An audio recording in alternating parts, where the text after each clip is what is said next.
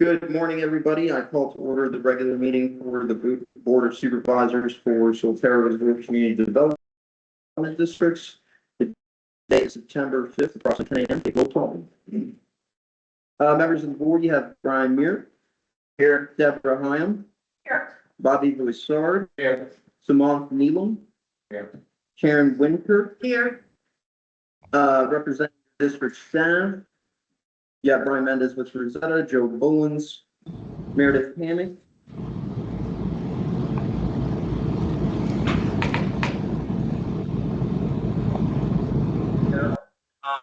We will be following up with Greg on all items needing his attention. And you do have members of the audience today, members of the Yellowstone team in aquatics. Hello. All right. Before we open up to public comments, Supervisor Neelam would like to make some comments. Hello, everybody. Good morning. Thanks for being here. Let me start on that. Since I came late, pretty Sunday as well. The board has taken two steps by connecting analysts to manage amenities and data analysts to manage. The next one is second.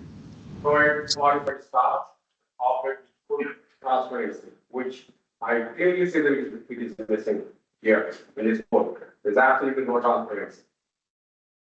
In line with our contract and the statutory responsibilities of the CDD, couple of things I want to highlight. Transparency is critical as I said. The board has made a strong commitment to openness with the community through monthly informal meetings, the town halls, branch setup. We expect the same from our members as well. Without it, the board is becoming ineffective or overshadowed, as happened previously with Western and Evergreen. So we have had our own experience. Western have been like the board for granted, and they couldn't care less any suggestion went previous. Never asked. Anyhow, both the community and the board must remain vigilant to avoid repeating those mistakes. So, as long as I'm forward, I would like to say that the vendors cannot overshadow the board members or the HOA, I'm not part of it. I'm just saying it. Any information that is requested, you should run everything through the citizen. Related to CDD, we have to run through CDD. No one here, no vendor should take a unilateral decision without the consent of the CDD board members. Everything has to run through the CDD board, period. You guys have no authority to take your own unilateral decision. I think I want to be very clear on the point. Concerns that I recently discovered.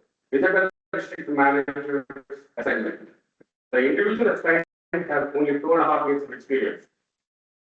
That's bad, which is not sufficient for managing the social community of over 1,100 homes. Issues already observed include lack of professional etiquette, such as forgetting names, informally during official meetings. I don't any commenting while apart. Responding to emails informally. Here we to answer critical questions, including those related to the administration contract. Unilaterally changing the board's official email format without consulting the board, particularly the designated technology liaison in this case me.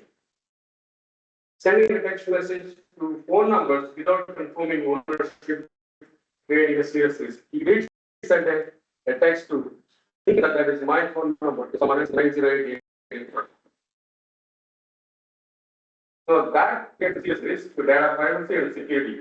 As a CDD is a statutory body, maintaining confidentiality and ensuring communication properly safeguarded is not an optional thing. It has to be safeguarded. It is a compliance requirement. Such lapses expose the district to unnecessary legal and regulation risks. Okay, why I made this the observation is that okay, we are only concerned about okay, there's someone we hired or the increase and everything, but we are not really paying attention to who they are hiring. So this kind of assignment means for at least 5 years of experience to take care of all these things. Just 1.5 years rookie is not sufficient enough to manage a complex experience. I mean, this is who we were talking about. Brian, I think he's Brian. Oh, yes. Yes. Yes, CDD attorney's response. That's a disaster in my point of view. Despite repeated requests for the past 2 meetings, the attorney has not provided key details regarding how RFPs have been made. Everyone can check in the meeting minutes and the recordings. I asked specifically how he prepared RFPs, what communication transfer between the vendor that he selected, and I requested twice so far. Nothing has come. Because that lacks a complete transparency. And the lack of responsiveness undermines the board's ability to make informed decisions and erodes the confidence body being provided. So we got brand new information. I make a motion to demand to assign a more experienced manager to represent the board professionally and management. Just to clarify the with more tenure and experience. Okay, let me just get that motion for a second. Supervisor.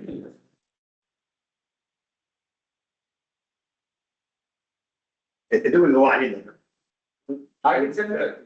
Or Yeah, I'd love to. absolutely. And so the main issue is just more tenure for managing. For this motion, it's more genuine, but as I gave you, maybe that is short. A lot to be I can share as a public record. Yeah, Everyone can see it. in addition to the tenure, was there an action that was done? You said something, maybe emails weren't responded to? Or? He texted some number, 984, and his difference is that he got information from Joe Exchange. I don't know what Joe gave as my number. I only have 738 number, and it was 7, not only 2 numbers. I always had. So, he said it. I have that I could follow. But you need to make sure that any email or a phone number is reaching out. You need to make sure that that is the right person or not, right? You can't simply text assuming that's the right number. That really shows lack of experience or lack of details. Attention to details. Absolutely right. So I can fill in the gaps.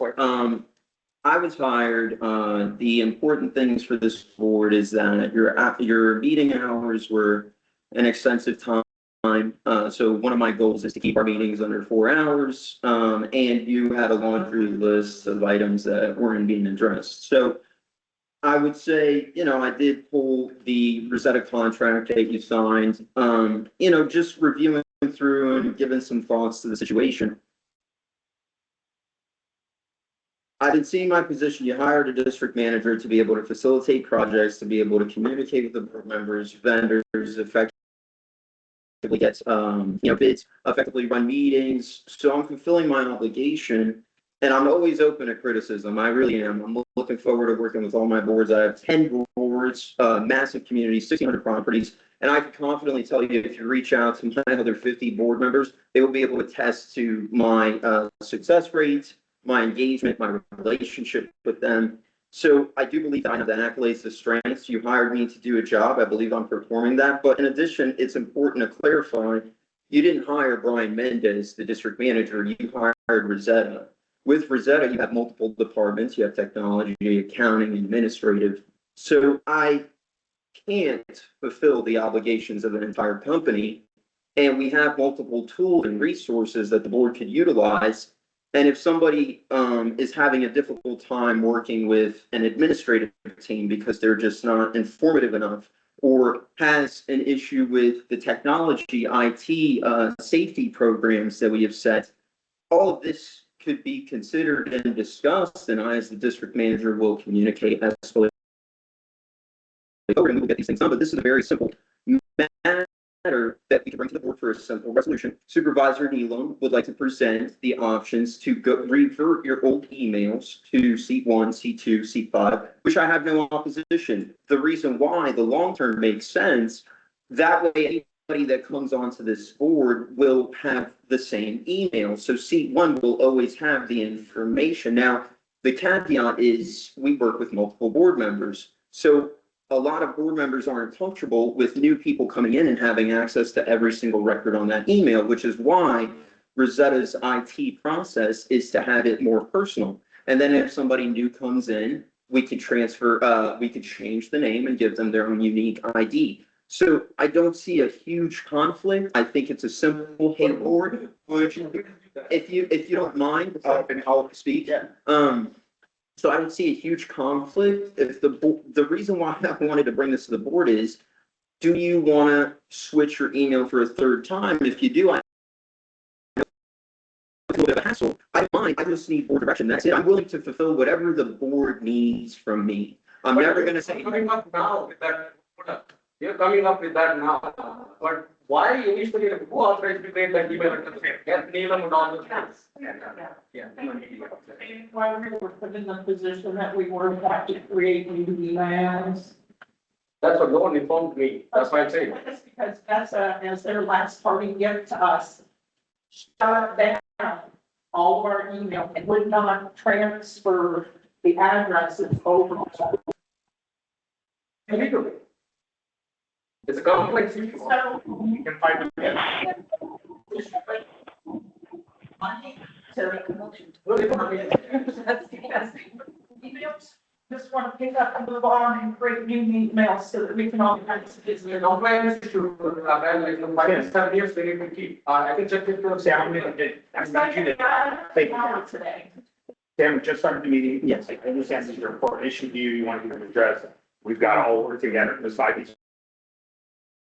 There's a couple things I would say. One, in the 2 months that you've been here, I've seen absolutely no issues on my end with communication, other than getting email set up, which you handled and got resolved. Two, I have no preference one way or the other. C1, C2, C3, or a name. So if the board wants to vote on what they want to do, I'm happy to take a motion on that. We can make a decision. I'm just happy emails are going and we can communicate with the community back and forth. That's what I care about, which is a step towards transparency. Three, and we just hired you 2 months ago. Sam, you heard every presentation. If you had an issue then, you could have brought it, and you didn't. No, no. If you could, we all had a chance to vote. That time I don't have anything. There is only 2.5 years. Brian, you weren't here for the. We did a proposal. presentation call, actually. I believe it was You recorded. were on it, but not during the day when we were here. No, I was, I had You're all right, he wasn't here during the presentation. That's a fair thing, okay. And then I guess the last thing I would say is, man, I want everyone to work together. I want to, if there's an issue with the text message, on the scale of issues, to me, that's like a 1 or a 2, like, can we address that and work through, hey, let's try to make that not happen or build a system where things aren't happening, let's move forward. I don't think that's anything that would warrant, let's make a complete change. We've made so many changes over the last 4 months. I want to build a team that is here for years, that he can say, I've got 10 years working with Solterra Resort and we've done amazing things, not refreshing the slate again and again and again and again. So from my standpoint, I've seen no issues. So negligence or lack of doing the job or being on top of running the meetings or having things prepared on my end at all. Support it, that's fine. Other thoughts? Yeah, I do. I've been on this board for a long time.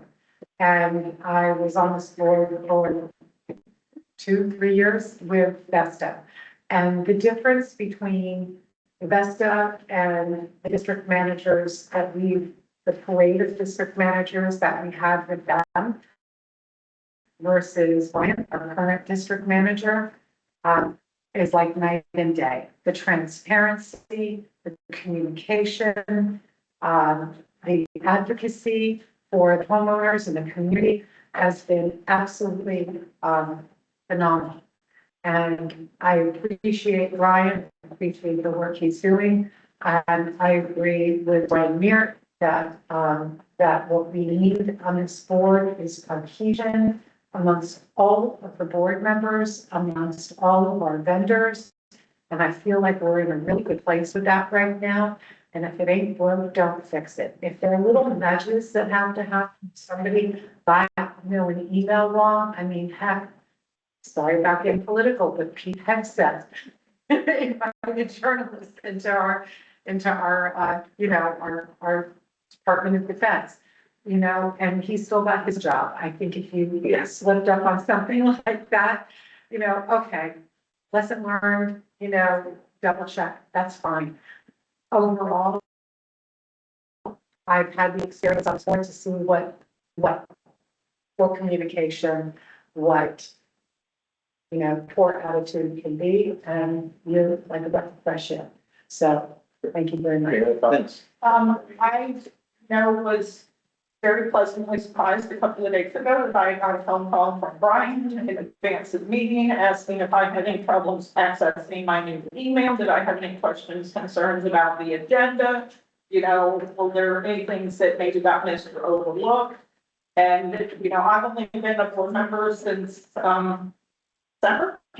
And prior to Brian being our district manager, I never once got any communication from Barry and Vesta to ensure that there were no barriers to being able to be productive at the meeting. And I conveyed that to him. I told him I was very thankful for his, engagement and active participation in the board. So I'm actually quite pleased. Fun. I think originally we started really rough. As far as the email transition, there's a lot of, left unknown variable about who we send public records to, about where information went. I think we could have more clear transparency and transition over. But I mean, that happens on a daily basis in transition companies. I do wish that they had given us someone that had a little more experience. I've worked with you for 2 months. I can't say, hey, you suck, you're amazing. It's 2 months I've worked with you. So I really can't judge 4 hour meetings with what you know what we can do on a daily basis. There has been some stuff that, email stuff that gets missed, lost. I don't know what's going on with the email address. They changed .net to .com and there's some confusion there. People are emailing us, they're getting kicked back, people get frustrated and text them, they try emailing you guys, you can't communicate with the board. So I mean, I think we've got to have clearer, more transparent switch over. And maybe in the future, that's something that we guys going on the district, you can look at and say, hey, 30 days before, let's get this in line. I realize that that's the kind of screwed us on the email. So that's not totally your guys' fault. But I mean, at the same time, it's been a little rough at times, trying to get the information out to the general public. We also need to consider that we only had a week of transition time, which was absolutely unheard of. So, way of having a 8-day transition time, I think things have gone absolutely very smooth. Yeah. Because ideally, we would have wanted 30 or 60 days at the minimum. Is that correct? That's Ideally. That's Yeah. right. That's right. Yeah, So so- thank you for, is there a motion to second what Sam has? There is a second on the table. I'm saying, is there? So he made a motion, so we do have to take a second. If nobody votes, it just dies. Or nobody's second. Yeah. So the motion was Supervisor Neal motions resulted to transition a more tenured district manager for Solterra. Do we have a second to that motion? All right, second, none. All right, is it appropriate to open up for audience comments? Oh, yeah. I want to confirm that the supervisors did receive the district management solicitation information that I emailed to your new email addresses. I'd sent it on August 4th, and then I resent it on August 18th.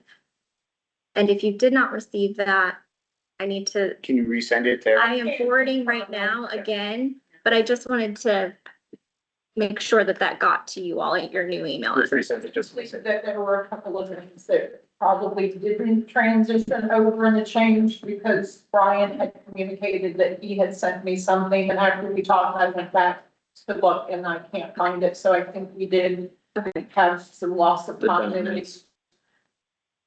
I didn't resend it. I just, okay.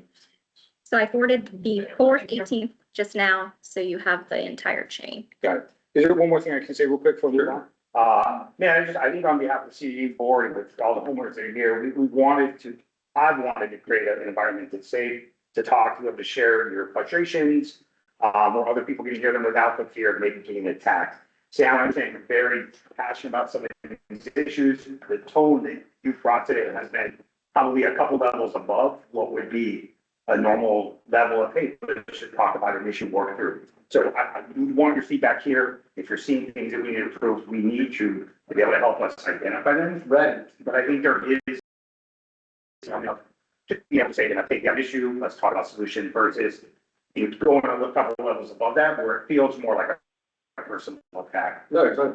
But it felt like it. It's a process like, obviously, see, a lot of people doesn't have experience of the process. The thing is that we commit, you can check back and look at some meeting minutes, no, let me finish. Meeting minutes, That's the kind of comment I'm talking about. Well, I'm saying, I'd like to work together and you're coming over to me saying, let me finish. I wasn't sure I heard you right. Did you tell someone to shut up when they were talking? Like, that's unacceptable, Sam. No, It's not professional. no, that's nothing like someone It is should arguing. never exist here. It's not professional.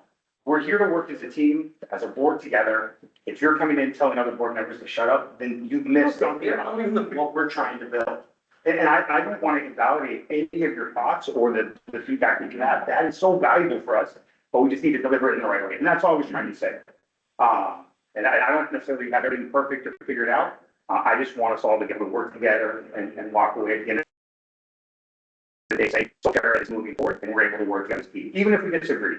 That's all I'm trying to get at. That's my feedback for moving forward today, and we've got lots of other stuff to cover, but that was all. Ken? Okay, can we talk or? You're welcome to it, one. Yes. So the issue here is, when there's a transfer, I have back on that. If you go back and look at all the meeting minutes, the information that was never received. Even after like 3 meetings, I never received any communication from the members. That's what I'm fine with. And every time there is a conversation comes, the only comment that she always is, you can check the recordings also that he is unfair. That's it. Okay, perfect. I think the issue of, hey, there wasn't transparency or wanting information, that's an issue, totally fine. Telling someone, shut up, listen to me, that's not okay. That's the only difference. That's it. But see, when we are communicating, someone bought the thing. It's like, we got to finish the thought part. That's why I said, so, well, I can't be pinpointing because I don't want to make it a personal name. I just don't want to. We're here to solve problems. Email, fair, and request. That's exactly what information. He said he did. I can 3 times. I can forward all emails to the board. Make sure that Take a I. look to see I think I was always trying to, we're well free to move on. We've got a lot of stuff to cover today. We but will- We hear you, Sam. No, thank you. Yeah. Thank you, board. Open up to audience comments. You have 3 minutes. Anything on the agenda that you would like to, discuss before the board starts getting into their meeting? Anybody on the call have any comments on the agenda items today? We comment on the discussion to happen, or does it have to be agenda? Up to the board. It's a, Please go, yeah. Then we do 3 minutes of public comment. Just need your name and address for the record. Steve, 7575 Omaha. So what I just witnessed here was what I think is one of the board members bringing the level of excellence up a notch by expecting more vendors than what the board has historically expected from the vendors. And I applaud it. I think Mr. Nealon is extremely bright to call out the vendors, attorneys, everybody, and hold them accountable. I also witnessed something that when I applied to the board, I stressed in my application, a lack of understanding of how the board works by fellow board members. Again, extremely proud to have a guy like him on the board who holds other board members accountable to the system of the board. I appreciate it as an owner, as a person invested in this community. I think you're going to bring a return on my investment that I have not seen and haven't seen historically from this board. Thank you so much. I appreciate it. Any other public comments? Yes, sir. Just need name and address, please. So, Emperor, 7571, Oakmoss Road. You've got the ticket there. So, following, you've actually got a copy of this on email, assuming I've got the right email address. Following reading the pack, there was some comments in it that I would like to bring up. And the first thing is that I noticed from the items in the back that there seems to be a spending frenzy around plants just now. So clearly there's a lot of money to spare.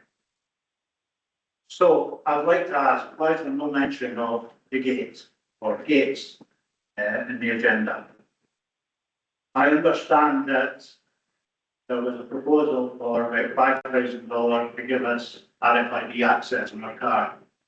It was refused. I mean, surely that would benefit hundreds of owners. I think the response I got was, it didn't help enough people. That anything we can do to help people to that gate as well was good. So I'd ask you to consider that again, similar to what Springs have got. And also, something that I've been thinking about is the amenity centre.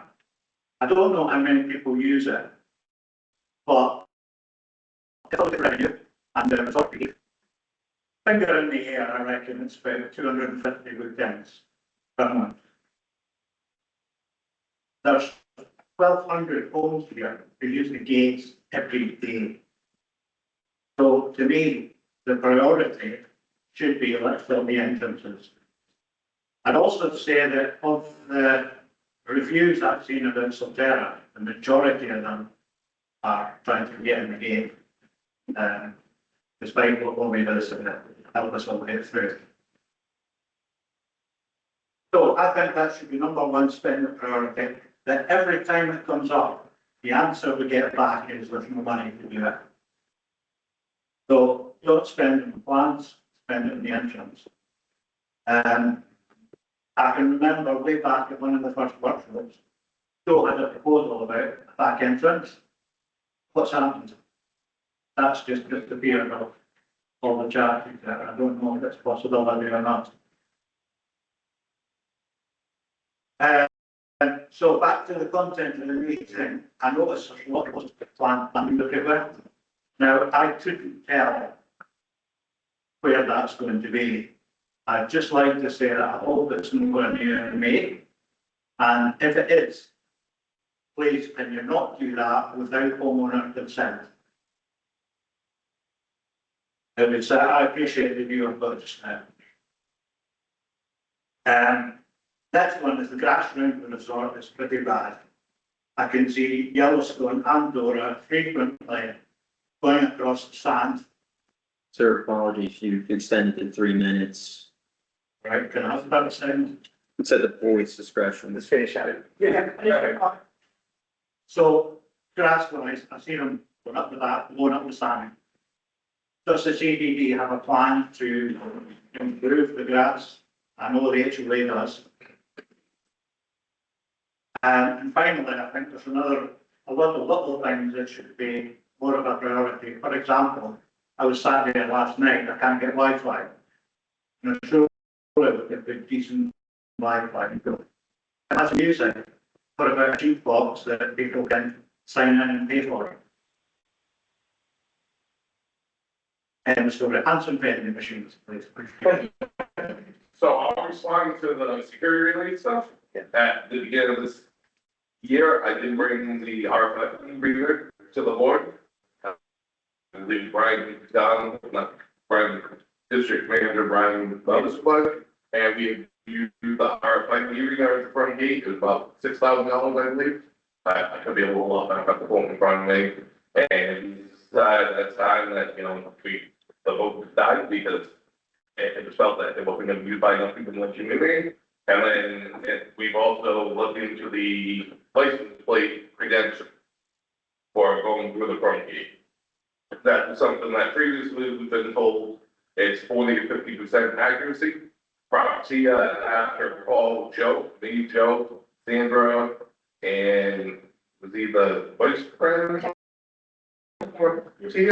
No, the proxy. I'm trying to proxy. He ensured that it's actually 90%. With the new technology and cameras, it would involve the moving of equipment, which is a minimum cost of relocating a camera. And that will actually allow anyone that has a registered license plate pull up and get it. So that's something that we can definitely look at and get moves. I don't believe that I have to be able to do that. But I know in the past we did the quote for the RFID reader that Graham's speaking of. And it was felt by the board that, there's only That was about 6, right?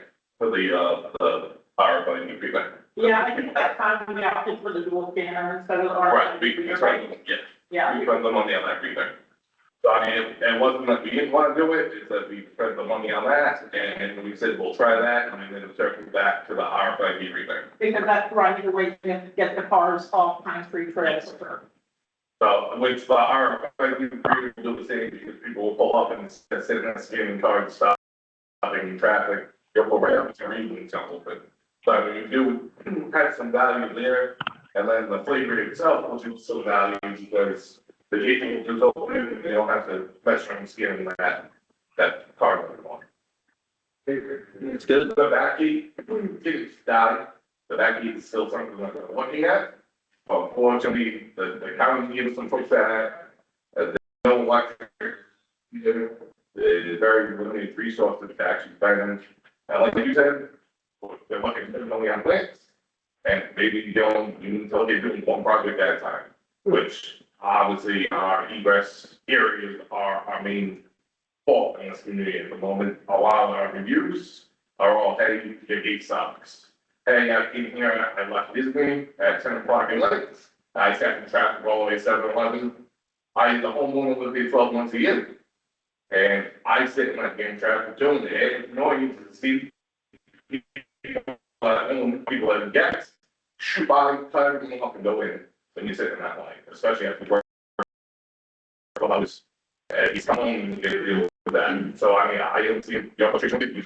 You can, and you go like after 20 hours, and you come home to the traffic 7-Eleven. So Real quick, can I go rapid fire on some of the rest of them? The back gate, we would have to extend the road, go on road at our expense. We would have to put in a stoplight going out at our expense. So we could pay for a stoplight here and put one in and get people in, but on the back, they said you would have to pay for a stoplight because your traffic is going there and it would impact the road. So that's where that stopped. Joe and I were on with the city planner and the road commissioner. We did a 2-hour call looking at every single option in and out of Solterra. So that's what that one went. It's not that we can't do it. It's the most expensive of all the options, the back gate, because we have to do that, and that would be required. There might be some ability we could get the road county to split some of the money with us, but they're like out of the gate, that's the most expensive option. 2 months ago, we voted with Bobby in regards to the front gate, to allocate the resources needed to use any sort of technology or anything that could help us improve the speed. Of course, coming into the entrance to be able to get through quicker. We have a proposal that is to widen the front gate all the way down to the first cross street. Could allow multiple lanes for check-in or a middle lane where cars could come in. Homeowners can drive past to be able to move people. Again, expensive, but less expensive than putting in a stoplight. So we gave them 90 days to say, see what you can do with it. We're going to survey homeowners again, look to see if it has or has not improved. And then we'll figure out at that point if that proposal comes back up. For all the landscaping, there were people that talked about plant issues related. We asked the liaison of that department to put together everything that we could need. So I know you see a long laundry list.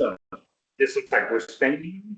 This is for us to discuss and decide what we want to do or not do. This isn't a pre that we're out on a spending spree and going crazy. This is just the first that we're able to see it as a team, everything that we might need to do. So it's not, going cash. It's where we're at. What else was there? Wi-Fi not working, jukebox, vending machines. Those are all kind of in the works. And I would say in regards to some stuff being kind of crazy recently, we did some big votes over the last couple of months to make some sizable changes. It wasn't easy. And so things like grass maybe not being perfect or other areas of vendors, everyone on the board is a wee bit on the exhausted side of all the nitty gritty of working through proposals to be able to switch several vendors on multiple cases. We've had 3 months of back-to-back switch vendors, which now have us in a much better place than ever been before, with some big things that are changed, like the cafe, that we now have a lot more ability to generate revenue than we've ever had in the past. So things aren't perfect. They're just moving slower than we'd like, but we are on it, and I appreciate the feedback always. I have a comment from that David spoke about. So we did meet Joe, Insight, we all met up. We did a review of what we currently have and what we're looking to do. We had ordered another tablet like mine.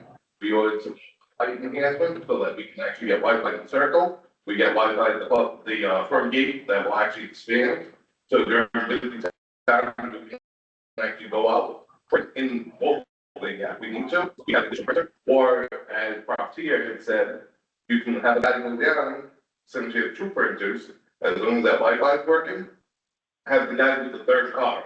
So when that car is pulled up to the gate, their ID been checked, their pass is printed, you hand them the pass and on their way.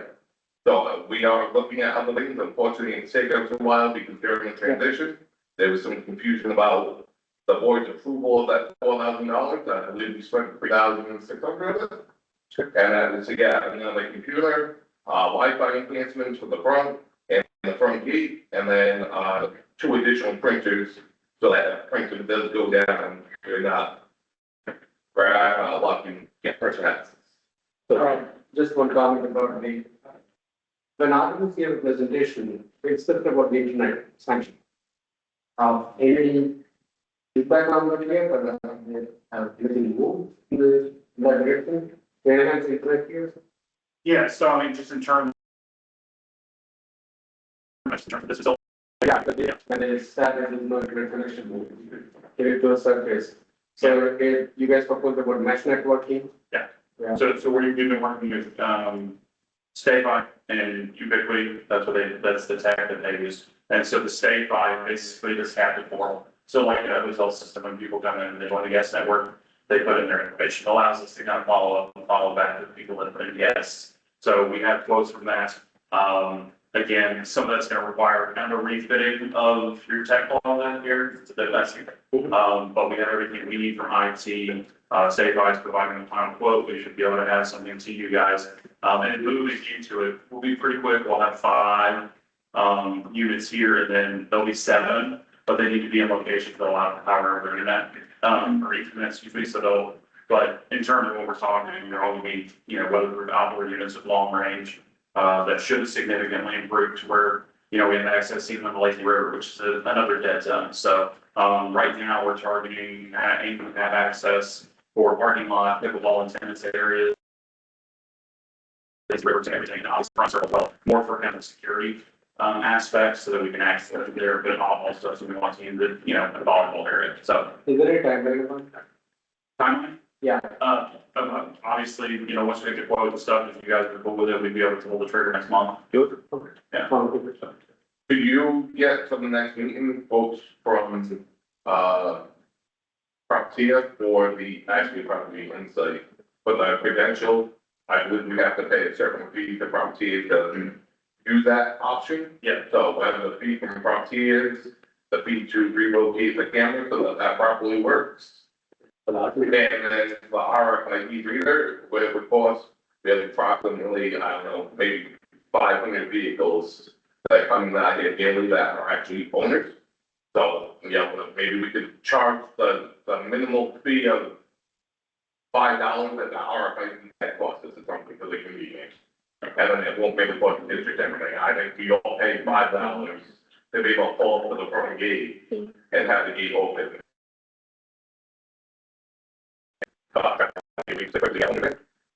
Obviously, there might be some confusion from people behind. It's going to be a learning curve. We're working on better signage. I know you had some signs that you showed me over the last couple of weeks. So, from the 80 signs, the ice business parking signs that I asked you looking to yesterday, because right now, all of our guest parking says just that. It says guest parking allowed. It does not actually tell you that you need to have a permit.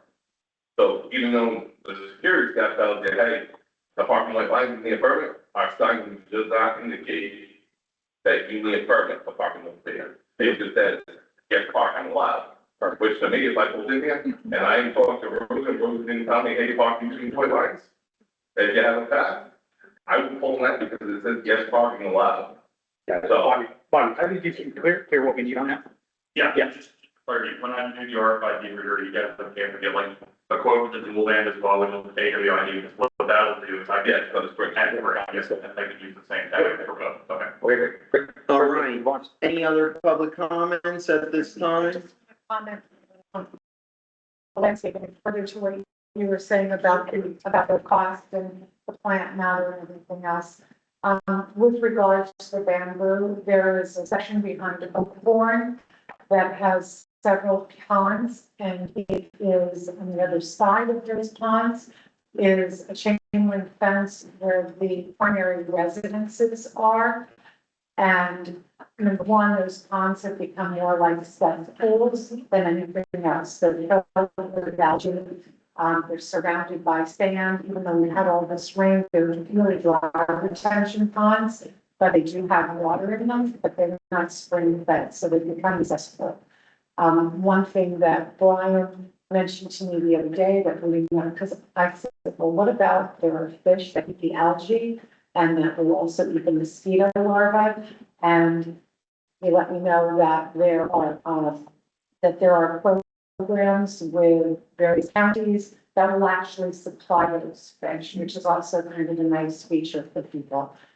But the homes that back up to, you know, a lot of people going back up to that, the problem is, we discussed at the last meeting, the homeowners on the other side are routinely trimming their trees and throwing the debris over the fence to our side. It's really, it's a real, we quoted out different types of plant matter that would obscure that and prevent them from just dumping their garbage over our side of the fence.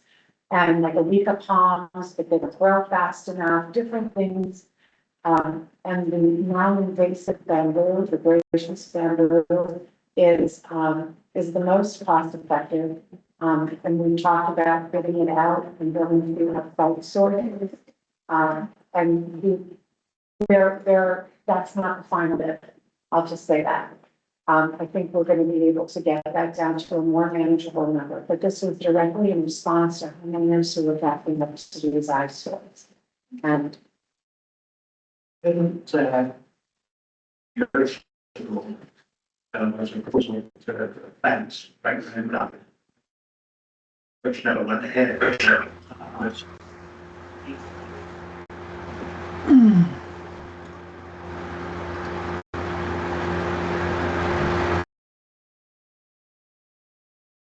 Actually, this has nothing to do with the springs. This has to do with the homes that back up there on Oakbourne, that back up to the primary residential on the other side, which we have no.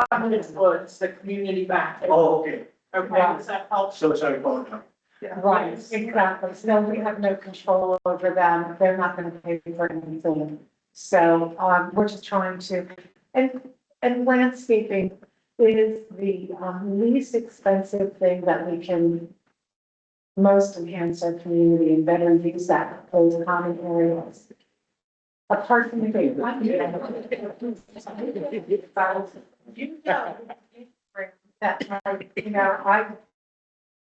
who came up with that proposal to move the gate, and that was a great step, but that's the best thing that we can do.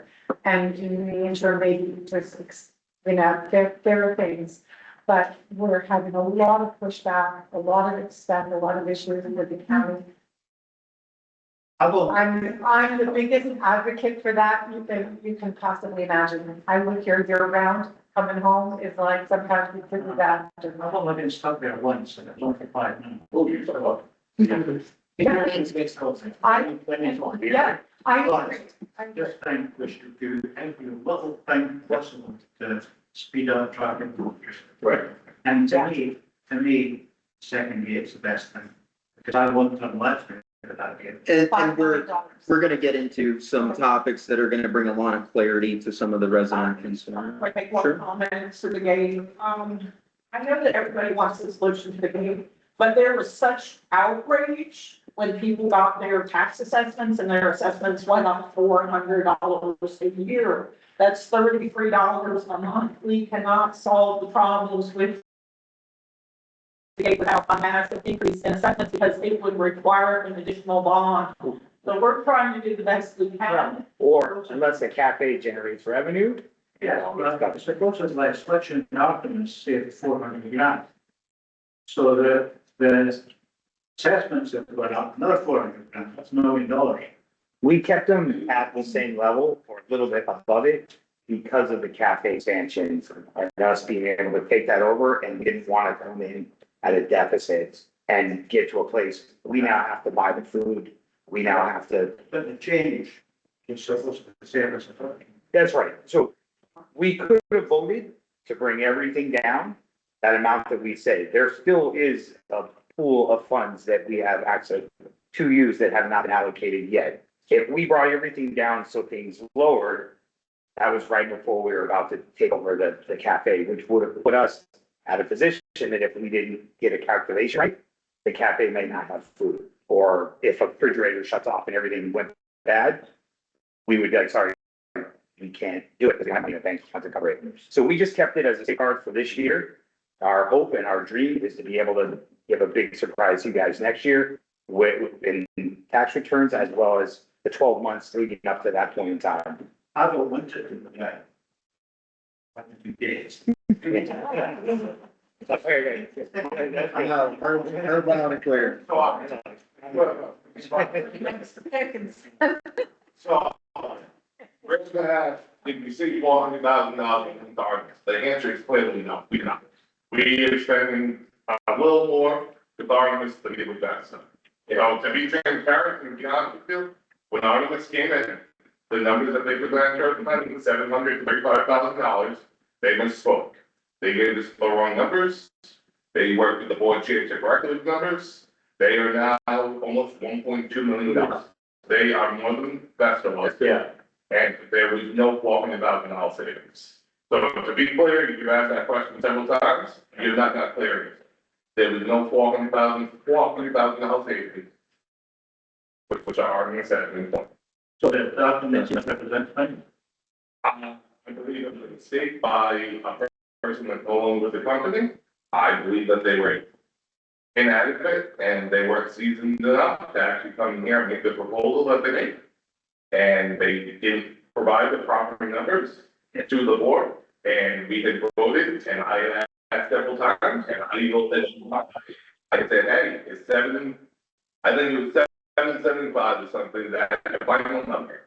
And Diane Raffo was here, and Bob Nolan was here, and their answer was, yes, it is. It was on the tape, it was recorded by legal, it's public record, so that's all facts. They went back, they said, hey, we can't do it for this. This is where we're at. That was labor. That 7-something number was solely labor to staff. The facility, the pay for management, the pay for the pool partners, which I think we're going to discuss that later on in the meeting, so I don't want to tie up now. But a lot of what we're looking at now is going for the cafe, having that expense, we now have more labor at the cafe, and that we're purchasing the food there. So as unhappy as I that's what tells us, it's going to actually go somewhere where we have a potential return on investment. So we just pitch that money away and say, hey, we're going to check something on the cafe. We have a woman in the back, she's the current, I believe we married yesterday. She's currently managing the cafe for Real Manage. She has some great ideas and stuff to move the cafe forward. She'll give her a report. I know that arguments on their own dime have brought in managers to stop seeing the change over of the cafe. So they are currently paying for that labor on that gentleman to come in. So we're not out any money currently on the cafe. So we are watching people's money. We're trying to be fiscally responsible. Like Brian said, all these numbers for these plants, they're focused. They cost the thing in 13, and it would take a board vote to approve any of that expansion. That's correct. Don't stop empanadas in the cafe. Yes. Because I think we are doing a change. There it is. So, if you would like to go to the change, Let's spoil that. That's what we needed. All right, let's get back to the agenda. It sounds like all audience comments have been notated. Is there, I'm so sorry, sir, name and address. Joe Boyle. Aaron, I'm an old block driver. It's race. I want to thank everybody for being here. Yeah. Your guys' work is really appreciated. I wish I had $100 bill to handle you, but I don't. Maybe Saturday when I'm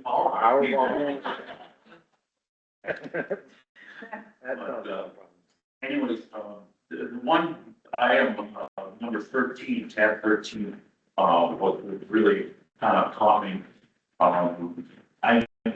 I guess this was one of the questions we wanted to have parking service here, and their claim was, they would be able to alleviate the backups and parking and everything else, you know, to make things run smoother, but at the cost of $200,000 a year, I don't know if that's fiscally responsible. That's not the full price, and I have some notes when the board gets ready to discuss that. I'll be able to give you some more accurate ideas of what we need versus what they propose. Yeah. Good questions. Good questions. But we will update on all the agenda items. I think whatever questions you have, we're gonna be able to bring some clarity. And then there's another audience comment section in the back if there's additional. Real quick, so your concerns with that was, Well, we already had done, studies some years ago with Kimberly Farm. There were, I don't think you probably were on the board at that time, but we had them, do a study around here for parking and additional sort. And they came back and said, you know what, you got nothing here to do. You can't add anything, you're landlocked. And even one of the former board members even said, you know what, we're screwed, we can't add anything in here. So, how they can add more parking here, I don't see it happening. Even they were saying about the roundabout stuff. I don't think the farmers will give you much to park cars out there. And I do have some information on that that I'll be able to provide. Just find out a little bit of a little hard to swallow, you got a big issue with this entrance, you know, and like Robin said, the other day, it took me almost 45 minutes to get in here. It was when I got over, now it was after 11 o'clock. And we were backed up that far. Sure. I hope you look at that great, thank you for with that. good eyes and go, hey, you know, that's, would be money that would be set aside for that gate, you know what I'm saying? Next. But Can you give me the who did the study couple of years ago? the ones that Kim, the district engineer. Right. And on that fact, I would like to point out that this was an idea by the chancellor. This was not the board requesting the item. This was something that did not cost us anything. Mhm. Brian Men's upon the doing decision, you know, let's see if I can help the using, bring this company, let's get a review. And I met with the gentleman myself and Frank.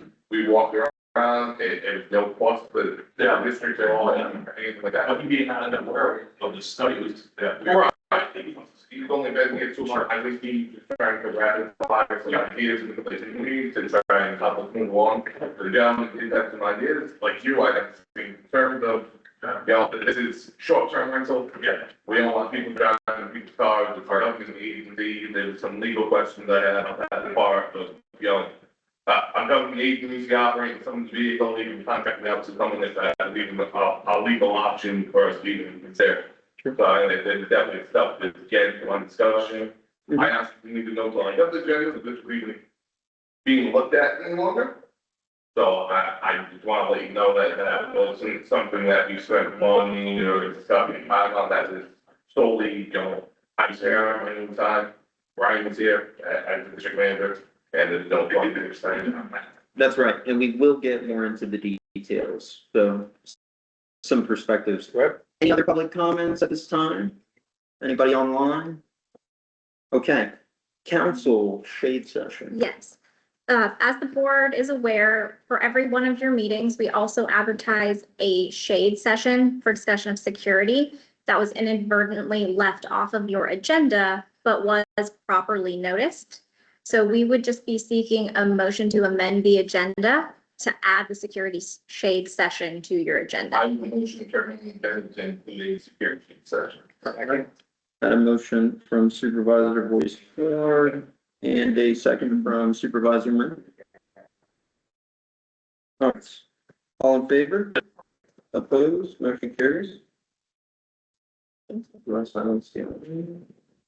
No, we'll do that at the end. Okay, understood. All right, bear with me. And 35 minutes. Thank you. Bear with me, shade session. All right. All right, let's get into the agenda itself. So item 1 Been working with supervisor, is it Winker? Winker. I've been working with Supervisor Winker on the landscape, enhancements that throughout the entire property, we worked with our contractor and the supervisor liaison to ideally put together what our goal is for the new fiscal year. This is not to be taken as, one item that's all gonna be accepted at once. More so, as I review this, there is a level of priority on the things that we would like to accomplish first. There's some costs that I'll discuss and review and some additional ideas. So, the first, board, I will direct you to your tab 1. We have the pine straw, that we discussed in the previous meeting. Instead of mulch this year, I've been working with the liaison on numbers for mulching, or for pine straws instead of mulching. So these are the prices associated with, there are three invoices with this on tab 1. There's 2 for the pine straw and there's 1 for extraction of mulch. This is usually an annual, reoccurring maintenance item that you would incur. And Yellowstone could fill in, what is your vision for this? Is this enough pine straw for the entire property? Are there cost savings associated with comparison of, pine bark versus the pine straw? Yeah, so currently throughout the property, you have a chocolate mulch or brown cypress, and in the past, you guys had pine bark, that floated everywhere. You went to the brown cypress, because that stays in place more when it rains. But there was some interest in pine straw, so we brought forward a proposal to do pine straw throughout the community versus the brown cypress. So with the brown cypress, our proposal was $62,000. The pine straw would be a $17,000 cost savings by going with pine straw. The one caveat is it doesn't break down faster. I've been told by pine straw vendors, you can do it twice for the same cost as brown cypress. It's not the case, but there is some savings. So if you did go with the pine straw, you would still have $17,000 of savings, and then maybe you could do a second application for your key areas, like your front entrance, maybe some of the park area, maybe this pool area. So you wouldn't spend any more money, or you would just do the one application and have $17,000 savings per year. So that's on the pine straw. We'll go through category.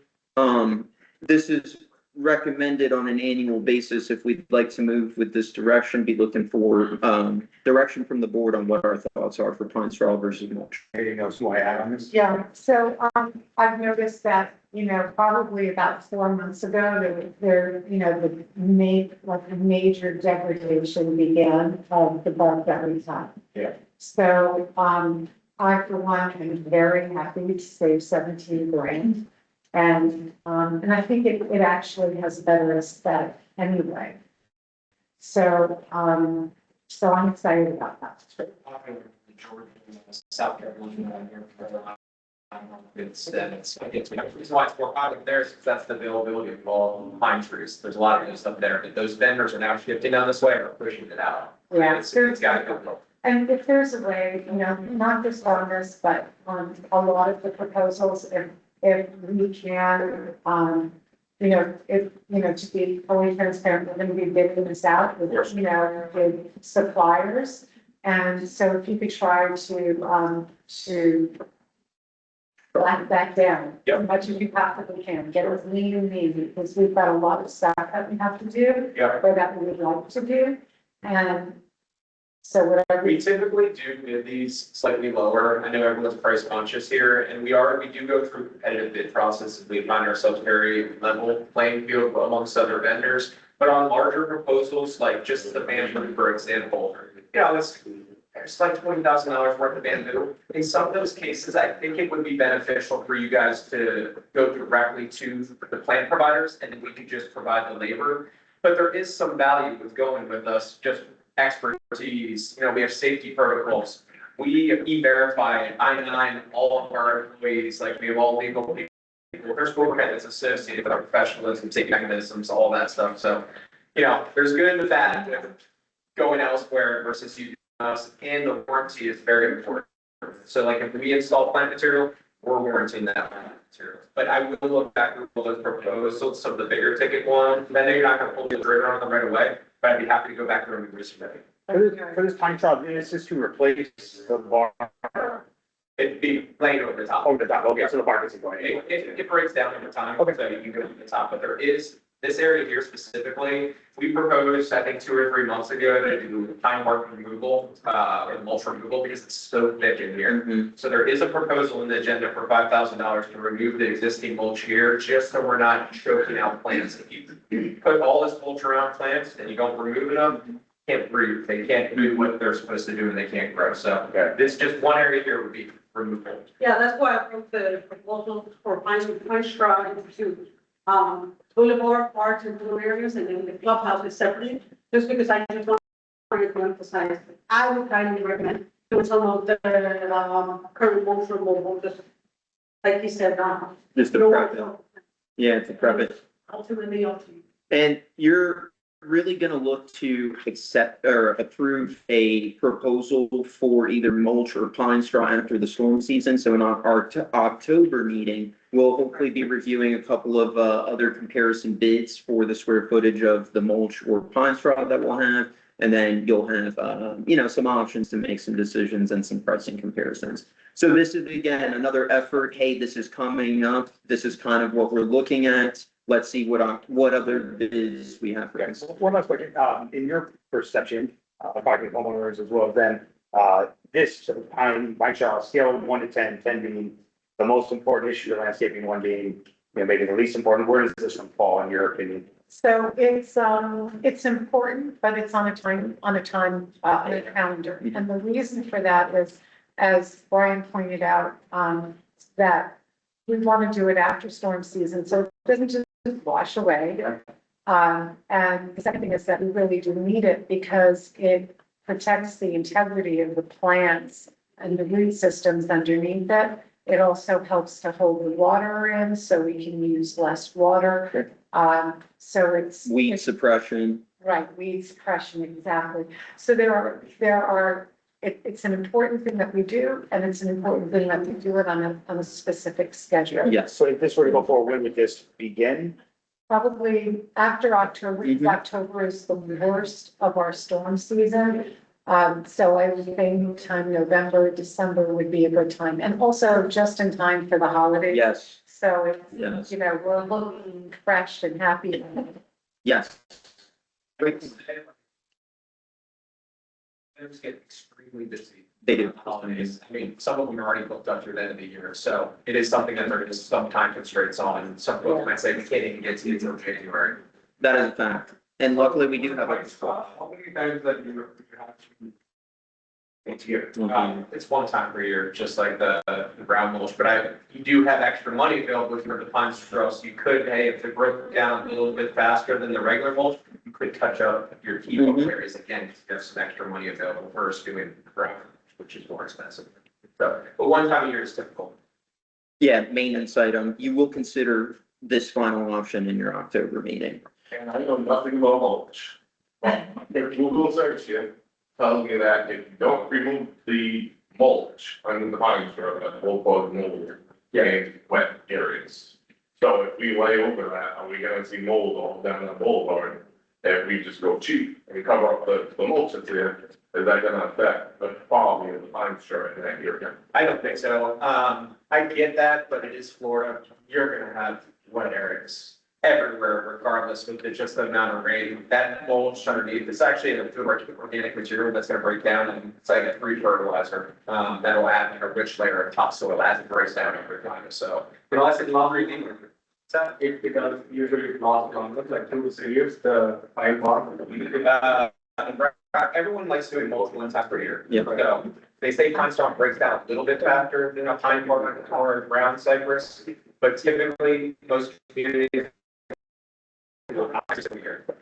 All right, I'm sorry, do you have Are we voting on this today or just discussing it? Going to item 2 now. So Okay. level of priority, what, last board meeting, you approved, the district manager to work with Supervisor Winker on, the pots throughout the amenity facility. We now have those. They look beautiful. And we are seeking so this is going to be proposals for the planter project. And I'll read it into the record. You have proposal 577649 for pool entrance.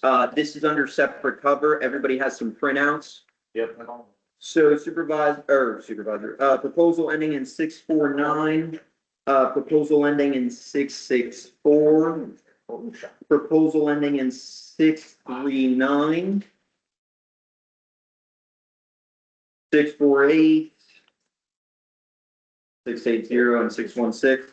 So this is roughly 6 proposals for a total amount of $3,200, $32.6048. This, Supervisor Winter, you can weigh in, recommend approval for the plans with Yeah. the corrections that we've been working with the team. Yeah, so, you know, what we're requesting, what I requested, if, at the board discussion, was that we come up with a palette of plans. So we're not just constantly reinventing the wheel and a little of this and a little of that, so that each one of our planters, everything on the boulevard, that community more or less speaks to each other and makes sense. There are also other constraints in terms of the size of the plants, in terms of the location, the kind of light, the kind of soil, and root needs and that kind of thing. So there's more to it than meets the eye, but, you know, than just lots of things. So I think we came up with some, you know, we had a few nudges back and forth about things that we'd like to use, but I'm looking to put in those that will address, and it's all basically the same amount of money, you know, it's just a question of having faith and taking other things into consideration, just throwing stuff in. So Jasmine, because we'll go to a lot of different sensory perceptions, you know, we do really well with the communities who have just flourished throughout the community. They grow beautifully. Bird of Paradise kind of plays in. We've got sort of color theme going on in this community with the blues, the teals, and the oranges. If anybody wants to look at the pots, they're back there. And we've got an amazing deal on these beautiful pots. They're underneath those blue tarps, but maybe Joe can let somebody open it up and peek. So you can peek at it, because those are going to go throughout. First of all, the entrance, so when you walk into the clubhouse, you're not met with a trash can and a sign with rules, although the sign with rules will stay, and so will the trash can. They're just gonna be not the first thing you see, these two big number spots that will have either plumeria with orchids attached and jasmine flowing over it. So when people come in here, they feel like they're entering a resort. Yeah. The idea is that there are 1,188 homes in this community. 10% are primary residents who want to be proud of their community. The balance are zone short-term rental, and I'd say maybe 10% of those are primary residents, or 5% of us actually live here in the short-term rental areas. But the predominant population here are people who rent their homes out, and we're very guest sensitive. We need to be as competitive with the resorts that we're surrounded by, so that we can increase the, and I see it every day as a realtor. The first question that anybody coming to look at real estate here is asking is, can I see the annual rental numbers? And when they look at the annual rental numbers and our dollar per night is way down, that tells them, well, maybe this isn't a good idea. And that depresses the value of our homes all across the board. All boats rise and fall with the tide. So it's really imperative, and this is, yes, the gate absolutely is an imperative. Amazing difference. I remember a few years ago when it was a 3-hour wait sometimes on heavy times to get into the gate, traffic backed up almost over to, Champions Gate Boulevard sometimes. And Bernie Culver, all the way down I'll call all the way down to Portsmouth. Now, 15 minutes, as Graham pointed out, the waits are far less, but still, we have a lot to do there. But the other thing is, you want to, this is the diamond in the tiara, so to speak. This is where people come in this, when they pass through the gate, what do they see? They see people's underwear and towels and bathing suits hanging over somebody's pool fence, just through the gate.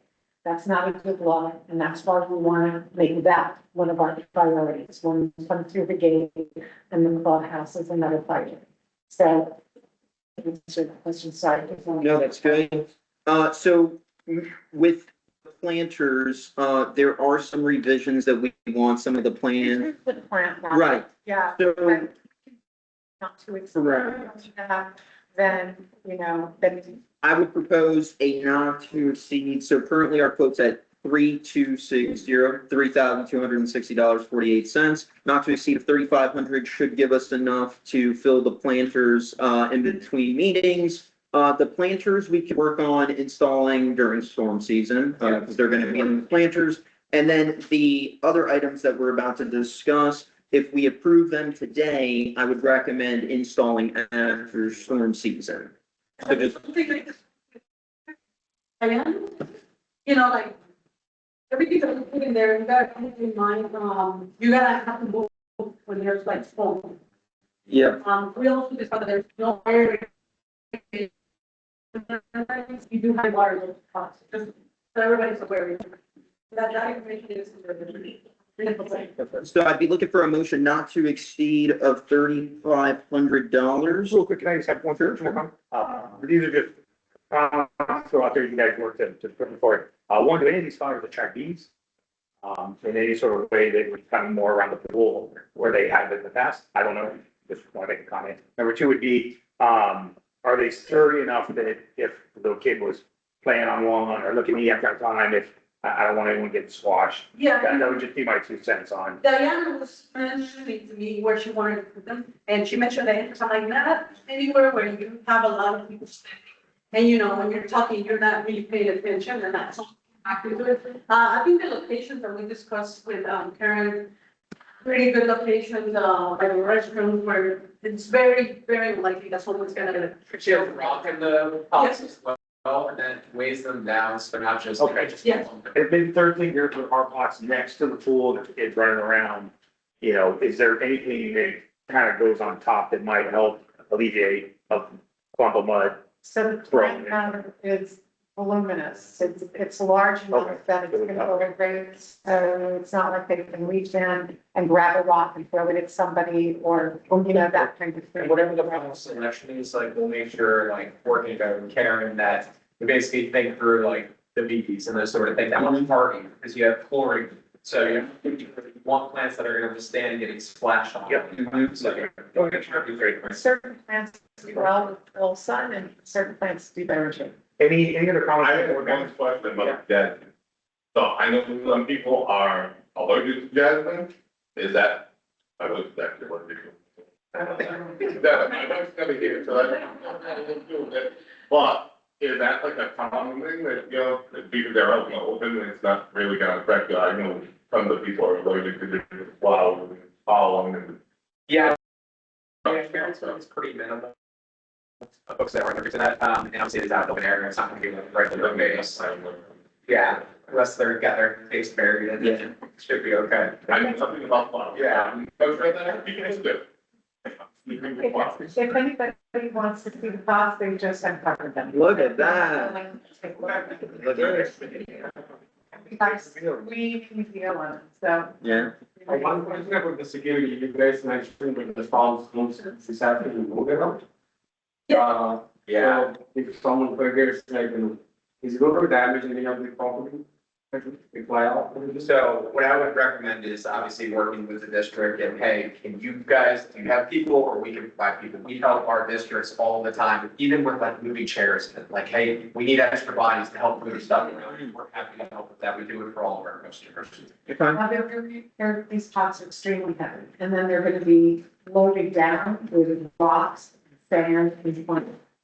But you can, like, when you're moving a refrigerator, you put it on a dolly, Yes. and you move it under cover, Yeah. and, you know, you wrap it up, and that's it. Thankfully, we don't have too many, although it looks like we may have one, a good one coming in. Big pack. That carry trees around, and they have this packing, so it's just. We got the work. And I told you. Yeah. Which one are you looking at? We got. What you're looking to approve, it's all those that you're holding in your hand. That was probably about three Yes, weeks ago. they're in substantial form. And I sent back a text when he sent a picture of them, and I said, what are these? They're ours. So that was a really nice savings. We haven't figured out what to do with them yet, because it wasn't part of the original plan.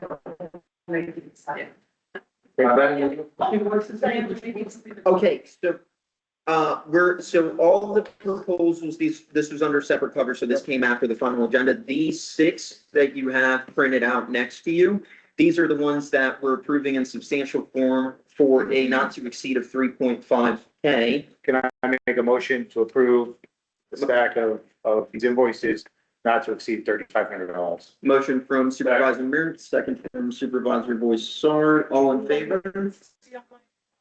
Opposed? Motion carries, okay. And then, keeping on track here, so the next level of items for priority, they're gonna be a little scattered. So you have a proposal for flush cuts of decaying palms. This is general maintenance stuff. It's on, tab 3. And proposal ending in 64. I apologize, it is not on tab 3, it is on tab. Bear with me. You said Missio or? It's under tab 4. It's under tab 4, okay. Yeah. Ending in 64. So this is just general maintenance. The total cost is $360 to, flush cut your palm trees. This is, what we're discussing right now, in addition to the ponds, are now priority items that we've reviewed through the multiple proposals, and we recommend this approval. Do I have any questions on proposal 590764 for flush decaying palms? You said tab 4? Tab 4, but up at the top. Oh, 6,002. It's $8,360. No, this is $360. I'm looking through it, No, that's 8,300. That's right. No, that's not the number. That's the first proposal on the tab. Let me do this. And that's the wall fire bush. Let me do this, because there was a lot of proposals, so apologies for the confusion. Let's take a look at that. Fair enough. Did you make the proposal? I don't. For the Yeah. agenda item, I printed out what's on the agenda and I put it in a specific order in terms of presentation. So this is the flush cut, this is general maintenance, just looking at the palms, $360. This is one of the ones that I recommend approval. The second one is a quick carcass install in front of the gym. So again, another low maintenance item that, you know, you could improve the aesthetic instantly. So this is one of the items that also we would, consider, priority. And your total priority is with the 3,500 that you approved and this list of stacks that I'll let you all pass this around. This list of stacks, let me talk about numbers. I just have one question before we go. Karen. You review all these and look at to make sure they're necessary and if there's something that's, you know, these are the priority things, is it something in your opinion that you look at and this is priority?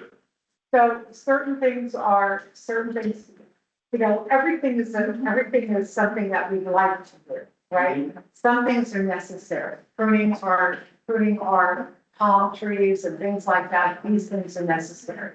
So when it comes, and those things have to be done as they need to be done.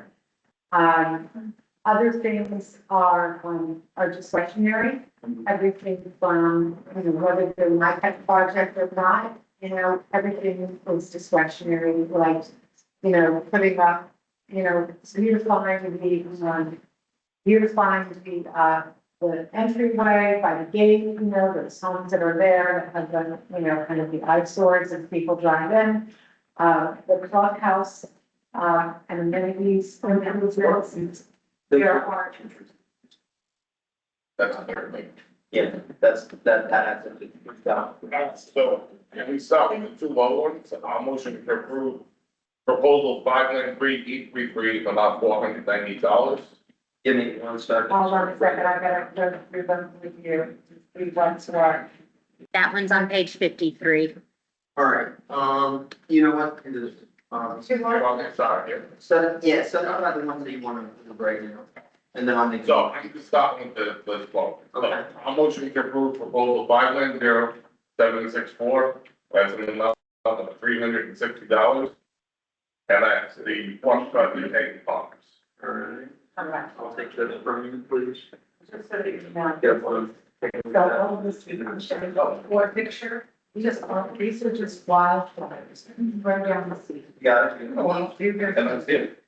that's welcome to go, this is a random. Oh, I was gonna say. I might send you, show you the beginning of it, that's the family behind it. So, do you want to take this? So that, We get a consolidate with photos because we're. Yes. Like, small amounts we're approving, but I'm like.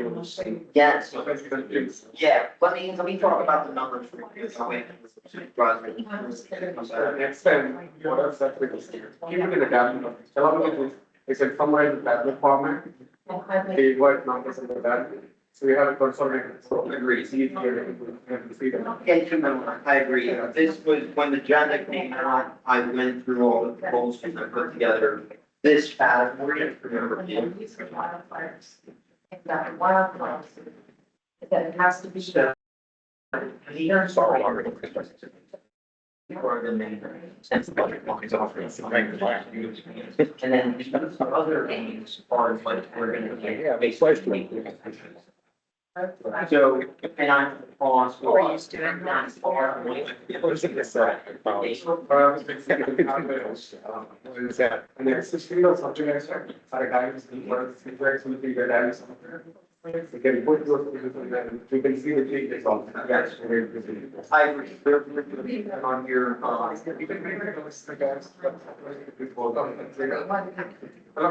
no, I agree with you. I agree with you. I would focus on in future projects, I think so much once they were navigate what's what. Let's, so real quick, Bobby, so these, the supervisor will start on. So those are ones that we still have to. And I want to do. Correct. And that's, yeah, most of these are priority, or, general maintenance stuff, with the exception.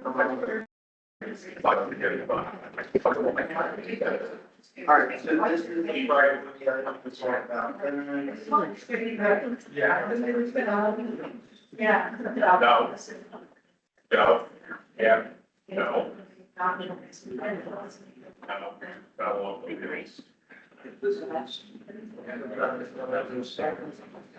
Wow. Speaking to that.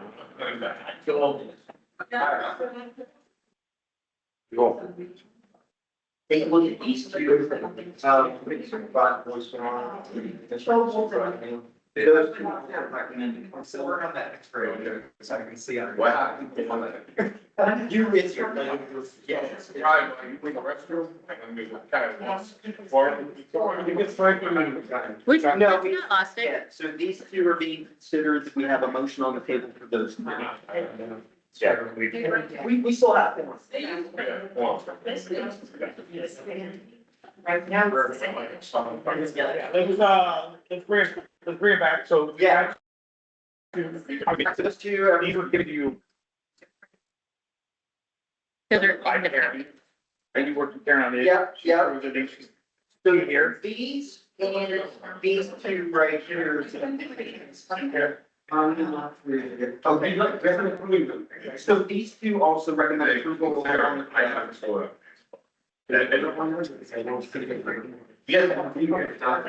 I got the different years, that's something. Yeah. I can show you a separate copy, but I'm gonna make it up. You don't have, can you think for the next? You want? Yeah. And let me give you some budget numbers real quick so you can assess what we're doing. So still working off your May financials. You budgeted for the year, for landscape replacements, you budgeted 116, you spent as of May 55,000. So you have a surplus of 61,000 for the plant replacements there. From last year. From this current, because we're still in the current fiscal year. For another two. Correct. This month. So September 30th is your Just last. this month. Just this one. Yeah, so October 1st, so right now you have a surplus of 61,000 for landscape replacements, and then you have another surplus of 62,000 for landscape property contingency, which you could apply to your mulch if you'd like. So you have the funds to approve the. That and this, so yeah, that's right. 1,000 surplus dollars differently. Right, it's 132, I think. Yeah, so the point being, what's the priority items that we're considering are the potted plants for 3,500 and 14,220 for these additional proposals. And then, Supervisor Winker, one of them is the, bear with me here. One of them is the entrance with the viburnum, because we're seeing the underwear, and we can discuss that one. So, yeah, so this one recommends approval. This is a line of sight, project that we're trying to fix. So this one also deems somewhat priority to add to your motion. So it'd be those three. And then this oak in the back is $585. This is where we plan on either doing bamboo or pine trees in the future. Yeah, I think So this is what those are. Depends on our irrigation, depends on other needs and other things and expenses, whatever we can do that's gonna be effective. And so it's going to do, it's gonna do the job and it's gonna look good, and cost us the least amount of money. Does that get moved required irrigation? There's what? Yeah. Established. Yeah. Just that, taking out, so it's temporary irrigation, once it's established, it's I fine. think it's a bit, proposal to locate a main line closer to that area. Okay. And that's pretty much what's explained with the sending to all day, see what they, the main find, you know that, where it's security parks? That area has a really, so we're thinking there's gotta be a way, but we won't know. You guys are welcome. Which I, this is what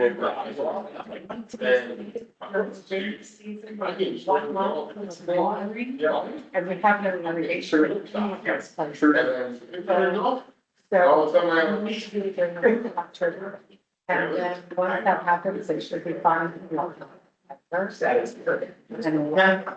So that is where we're at financially. You can approve the 3,500 and roughly, 14,000 that we just, reiterated. I will put it on the record, the proposals that we're looking for a motion for is 590807, oak tree trimming maintenance.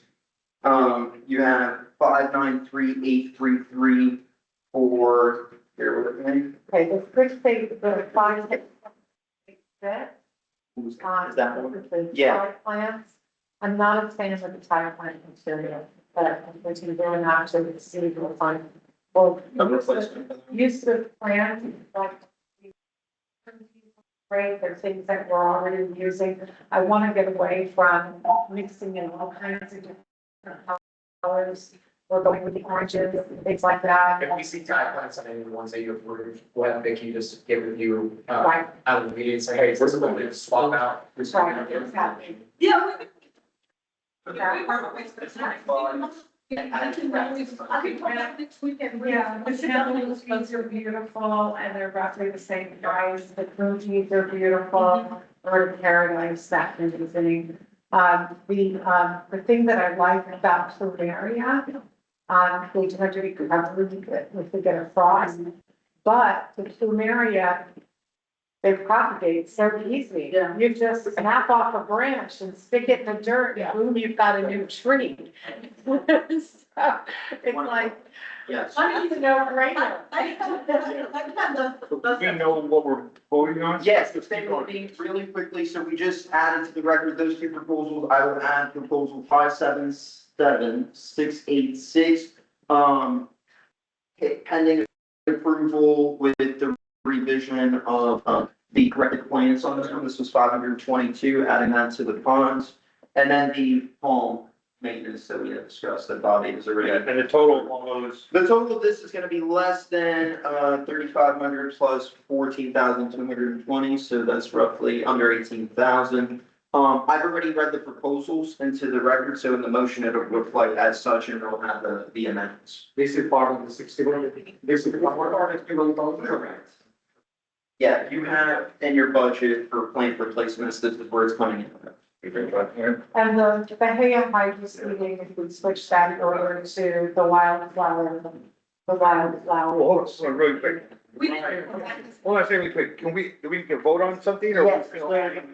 No, this is, so this one, the one that Supervisor Winker is reviewing, we're considering bringing another option at the next meeting. I have all the proposals that I need for the record.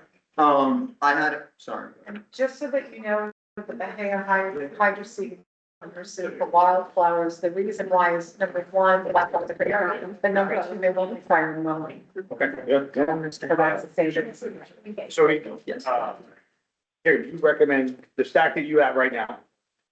So, I my motion to include all the proposals not to exceed $20,000 expenditure for the district.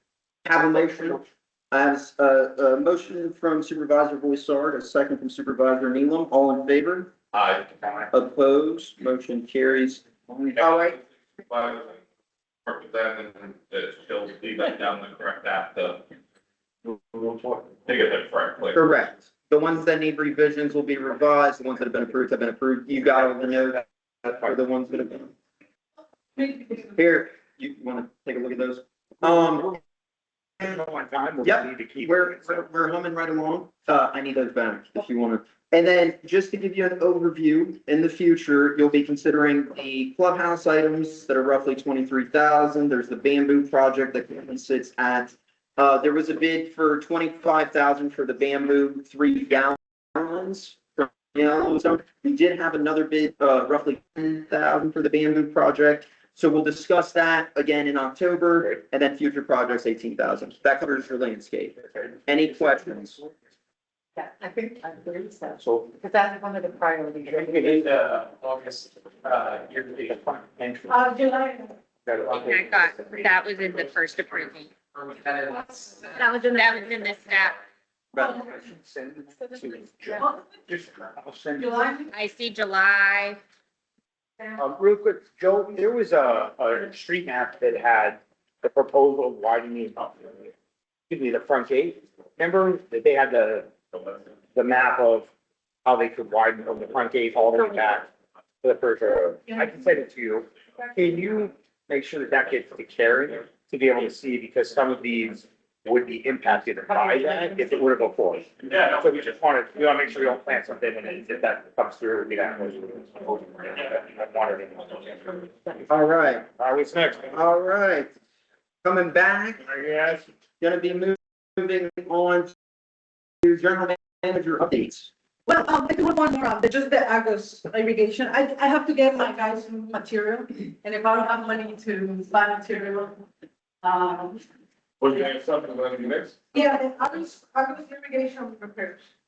Is that, I believe, Brian, I sent that to you, this, 2 days ago. I think it was If- separate. So, If that's the, you need to get them. How much is it? You need to get them. Yeah. hold up, hold up. And, How much is it for? Yeah. What's the invoice amount for? It's not in the undersecond coverage. I love, I know. I was saying, it's a application or certain. So if you could send the irrigation repairs, we could ratify it at the following meeting. I just have the first email that you sent out. All right, I have this, Cause I think to wrap these up and move on. Yeah, or if it's low enough, it could go into the 20,000 that we just approved.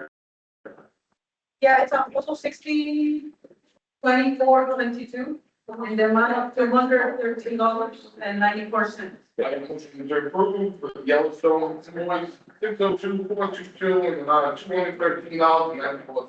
Second, second from Supervisor Murray, all in favor? aye. Opposed, motion carries. All right, thank you. Thank you. General Real Manager, quick for the wildflower, sorry, I don't have time for the meeting. We did put together a proposal for like a test area of 6,000 to 7,000 square feet to test the wildflowers. Do you want me to bring that for the next meeting? Can we do it behind Graham's house?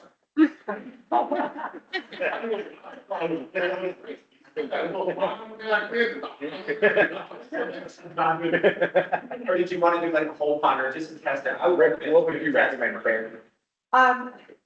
Well, it depends. What is the cost for the test section? What is, and the time frame? Because October is, if we miss this opportunity in October, I'll come back with two, a test area and a whole pond. Get to Karen, can we go on this one to have a video? well, if we vote on it in October, we have to, at the beginning of October, we have to be ready to roll with it, like right then and there, like with no advance notice, because October is gonna be it. Sure, We get the whole. Now, it's 5 levels. Is there a proposal for this? The vote? Hold on. That's the thing. There's a test area one, and I don't know if they got $700, but it was like $500 for a test area or something. Versus how much to do the fuller. We didn't have to put that together, we were just discussing doing a tester. Well, the one that we just approved before this one was up to $20,000. Yeah, you'll have enough. If there's a little bit of wiggle room in there, can we slide that one? we will work with Supervisor Winker on verifying the finalization of this. I'll give you So this if we back. save a few $100 here or there, we can do the test area. Yeah. Yep, And we'll work with you on the area you want to pick to do it. Yep. Right. all right. General Manager, what do you got for us? The plow. The plowing. Thank you. We're not putting it behind the house. We don't need it, but there's a lot of things that we work All on. right, what's next? All right, General Manager. Manager report. Yeah, 70, Okay. This way. they- morning. Hey.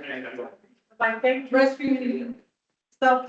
I don't know if we're gonna get a chance to review manager's report for this month. I actually glad to see. I did not, I don't think I saw it either. Whose report? Manager's report, you got it? I don't think so. No. I'll It is on the agenda, tab 6. Take a look at that. That's six. What page is that? 700? I think it's 79. 79. Thank you. I was like, we don't have an agenda, so.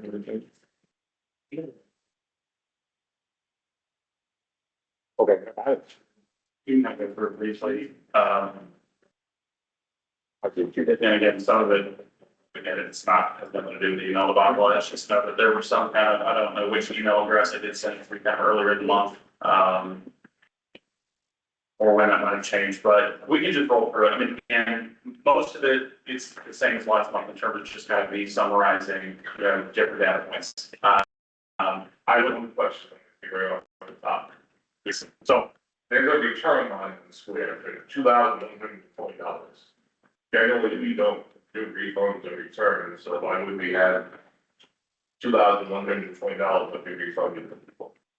yeah, so that's, again, a lot of that stuff, when you look at the returns, that's gonna come from whether somebody actually filed like a dispute with Square. Okay. And then we go through a process where we attempt to dispute their dispute, but ultimately it's Square who decides. So for some of those, and it might have been something like they built, purchasing Humana, they went and asked our policy, so we didn't refund the money. Open Square was like, yeah, we kind of feel like, you know, they didn't get their money's worth, and so they'll kind of fund it. In terms of now versus last year, obviously it's 44% decrease. I mean, I think that's, in terms of those numbers, it's very marginal. It does say in the line below, you'll see where it says August 26, 2025, that's supposed to say 2024. So this is kind of your year-to-year comparison. So in terms of gross sales, currently we're 164,680. And that would be for Square Cities, you're correct, that's where we're at, you know, between June 20 and August 26th. So it's a very quick snapshot, just in time. And you can see as compared to last year, there's, you know, a marginal increase over where we're at. Nothing I'm really reading too much into, but give kind of just from the town, it was very clear we want to see some value adds to that, but not at great cost. So I kind of gave some, performance improvement plans in terms of that, and kind of broke down, you know, what the data said to me, which was that right now the numbers suggest there is an opportunity to improve the guest experience. That does not include cutting prices, but we certainly need to kind of add some modest value enhancements as well as other things. You know, I've had conversations with how we do that. I think, Brian, did you want to kind of mention what you talked about? Because I thought that was a pretty interesting plan in terms of the credits. Which one? Oh, for the cabanas, and possibly when someone now that we have the revenue from the cafe, if someone rents a cabana, we can either offer them for the bottom of $100, we can offer them $100 gift card, a credit to the cafe, or $50 credit. We're basically making that money back on that, but it would ensure essentially a solid stream of revenue every day, as people are like, that's a great deal. Why not get it? They're happier, they're eating more, they're drinking more, they're having a good time. And it would basically be a way to incentivize more pizza, as an option. So that there was just something we were talking about, not necessarily done, but it could be something we could do now if we wanted to. Right, I think right now, people buck at a there, right? So right now, they get, you know, $35 return. I would say, I think, you know, even $50, which would be half of the little much, because they're not even out costs, our labor costs and everything.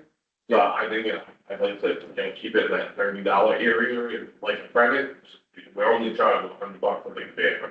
Yeah, I think, and on the town hall, somebody made a comment that they're like, I don't drink beer, or if someone doesn't, that's not right. You know what I mean? So to be able to let them pick whatever they wanted and be like, hey, you've got a credit, and you can order right from your cabana or whatever, but I think it is good. It's a good way, especially when we start out, they could incentivize a steady stream of food always moving, so that we're not stuck with, you know, spoilage or things that are going out that we're actively being like, man, if we had that amount going into the cafe all the time, it ultimately comes right back to us. So I don't know if we need it or not, or everything will work smoothly and be perfect, but it was an idea tossed around that I think. So maybe that's value. We'll go ahead. So maybe something to look at, instead of offering bucket beer, it's $35, we're gonna go to us.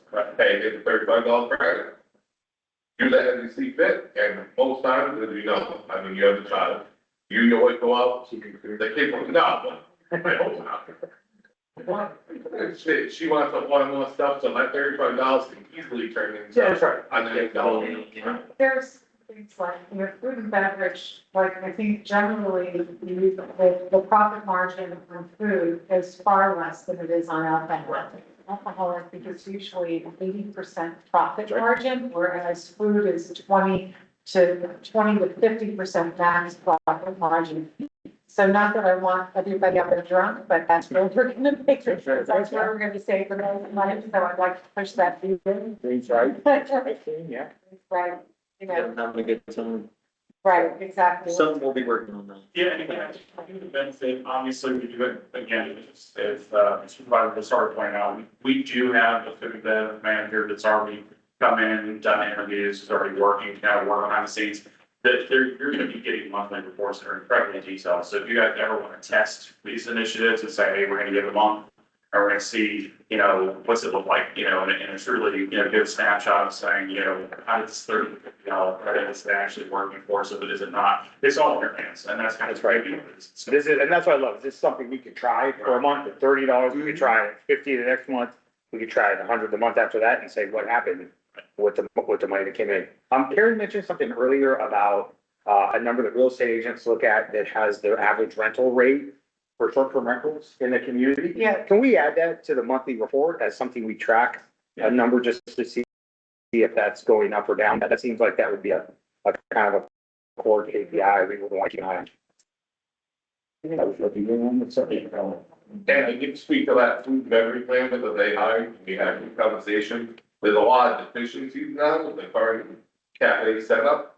There is no inventory, real manage is unfortunately taking 25% of the tips from the staff and resulting that money back to them. So a lot of stuff that's going on the cafe now is unfair to the staff that's in there. Denise has worked very hard to kind of fix those issues, and she's on her way out as far as real image. I'm not sure the arguments is extended or offered to her or not, I'm gonna be glad on the record. But all the stuff that she's done to try and upgrade the last month to make the cafe better and leave it in a better place, whether she's here or not, they think. And I just want to thank you, Denise. Yeah, and she's been on Greg has been very long, and he's extremely good at what he does. He's got in there, they've already started working together, and they've had some success. Really for me, that's kind of where my role kind of sort ends with that, because now are separate. So, Greg's, I didn't want to kind of throw him into the fire today. It's not really the start date. I would like him to potentially be at the town hall coming up, so you guys can all meet him and home ownership, and kind of talk to him. You guys can just, come up with slide ideas and stuff like that. Absolutely. But yeah, I think he's gonna bring a lot of data. Beyond that, again, most of it's just kind of going through status updates in terms of where we are. We've been working very closely with district management. We've been working with, vendors, coming with that. I think mostly what I wanted to get kind of from you all, and some of it's a big process, but again, I'm still learning. So some of the processes, you all have a ton of great ideas. And then I go to the town hall and there are other fantastic ideas coming in. I work with Bobby Harrison, we're working on kind of the security initiatives. And then of course, kind of amping up the IT infrastructure in this area.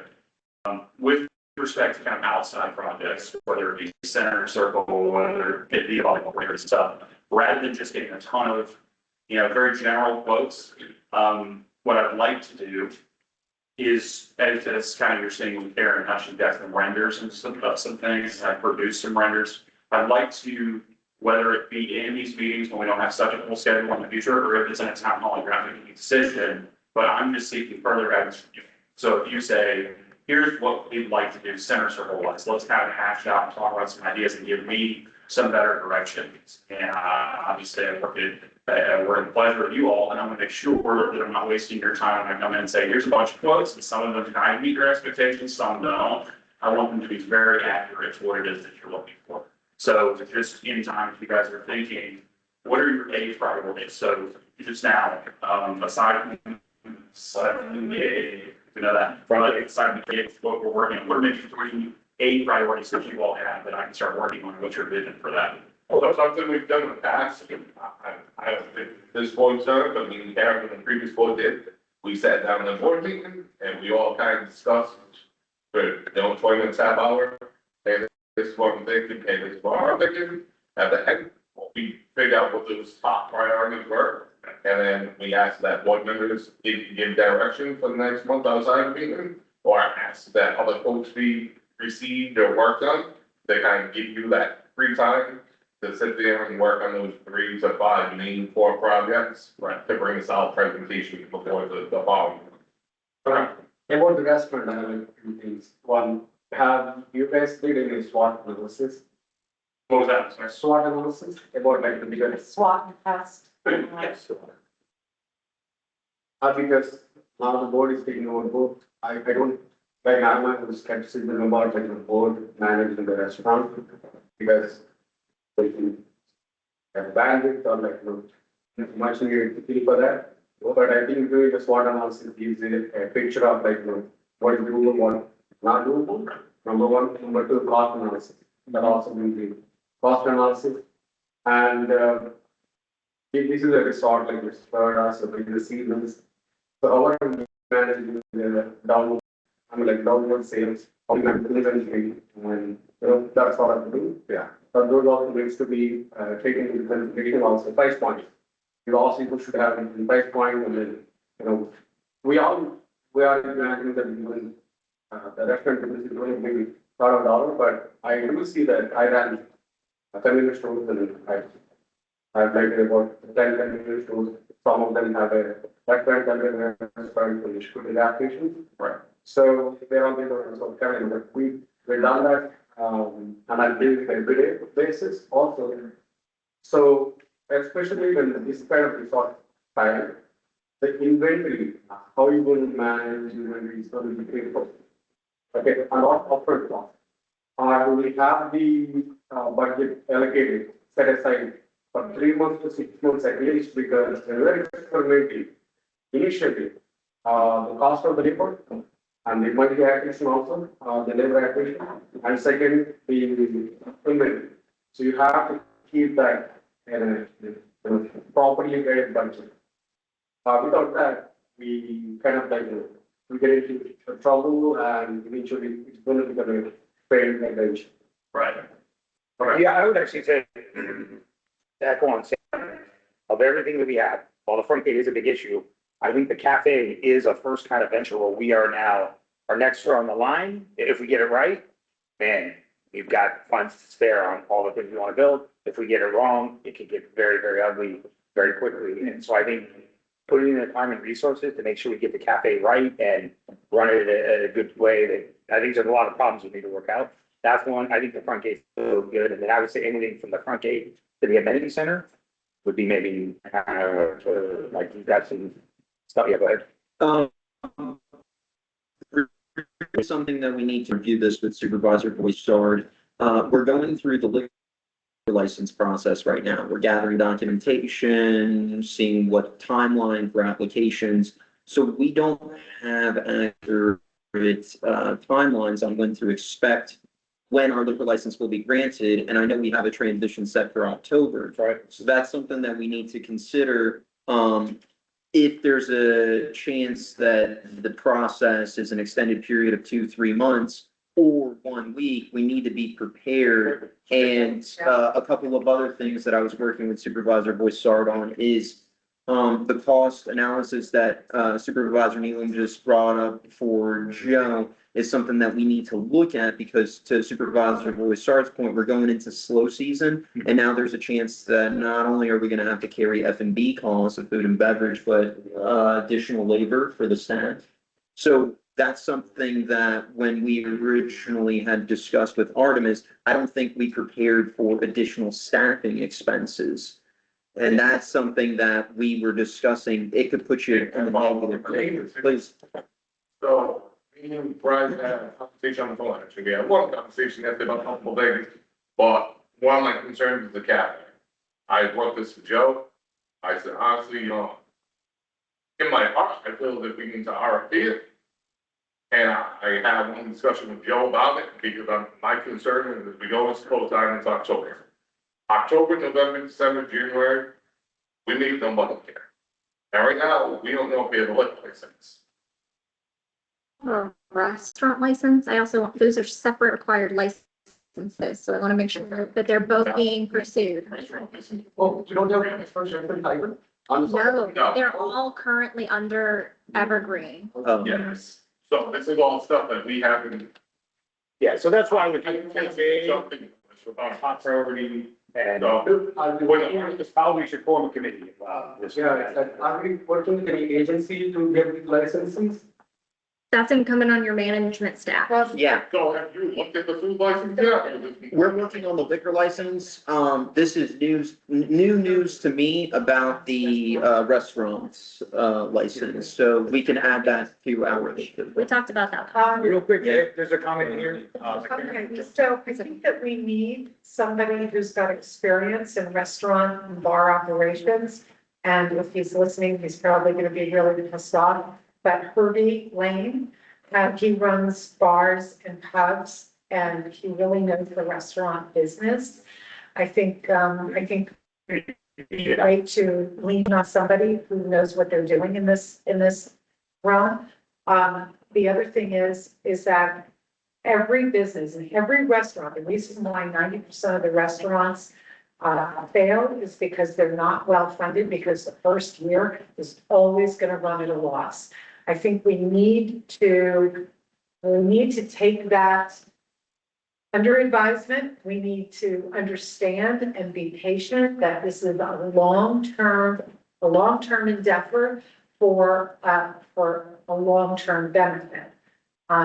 So we need to be patient in the process and know that we are going into a business that can really bring in a lot of money. Why? Because we have 1,188 captive households that are potential customers who aren't going to want to go out the gate, who are going to want their pizza delivered to them hot, not by an Uber driver who's been sitting on the line at the gate. For homeowners, I think we really need to leverage the fact that, hey, Uber Eats is in business and is doing really well as DoorDash, because people are ordering in. And so what we need to do is we need to drive home the point with the homeowners that, hey, we get a 20% discount here. Pick it up at the cafe, or if we're able to establish a delivery service on our little golf cart, in the evenings when it's not being used, let's purpose it. I think we really need to advertise, and it costs us nothing to do that. It costs our homeowners who are renting out properties nothing to put the menu in their house. So the company that keeps shoving the things in the doors doesn't get the business, that we keep the business inside. So it's all about how we market, how we present, and okay, I'll flip your back. Really quickly, I just want to express my only concern as the district manager who oversees your financials is this.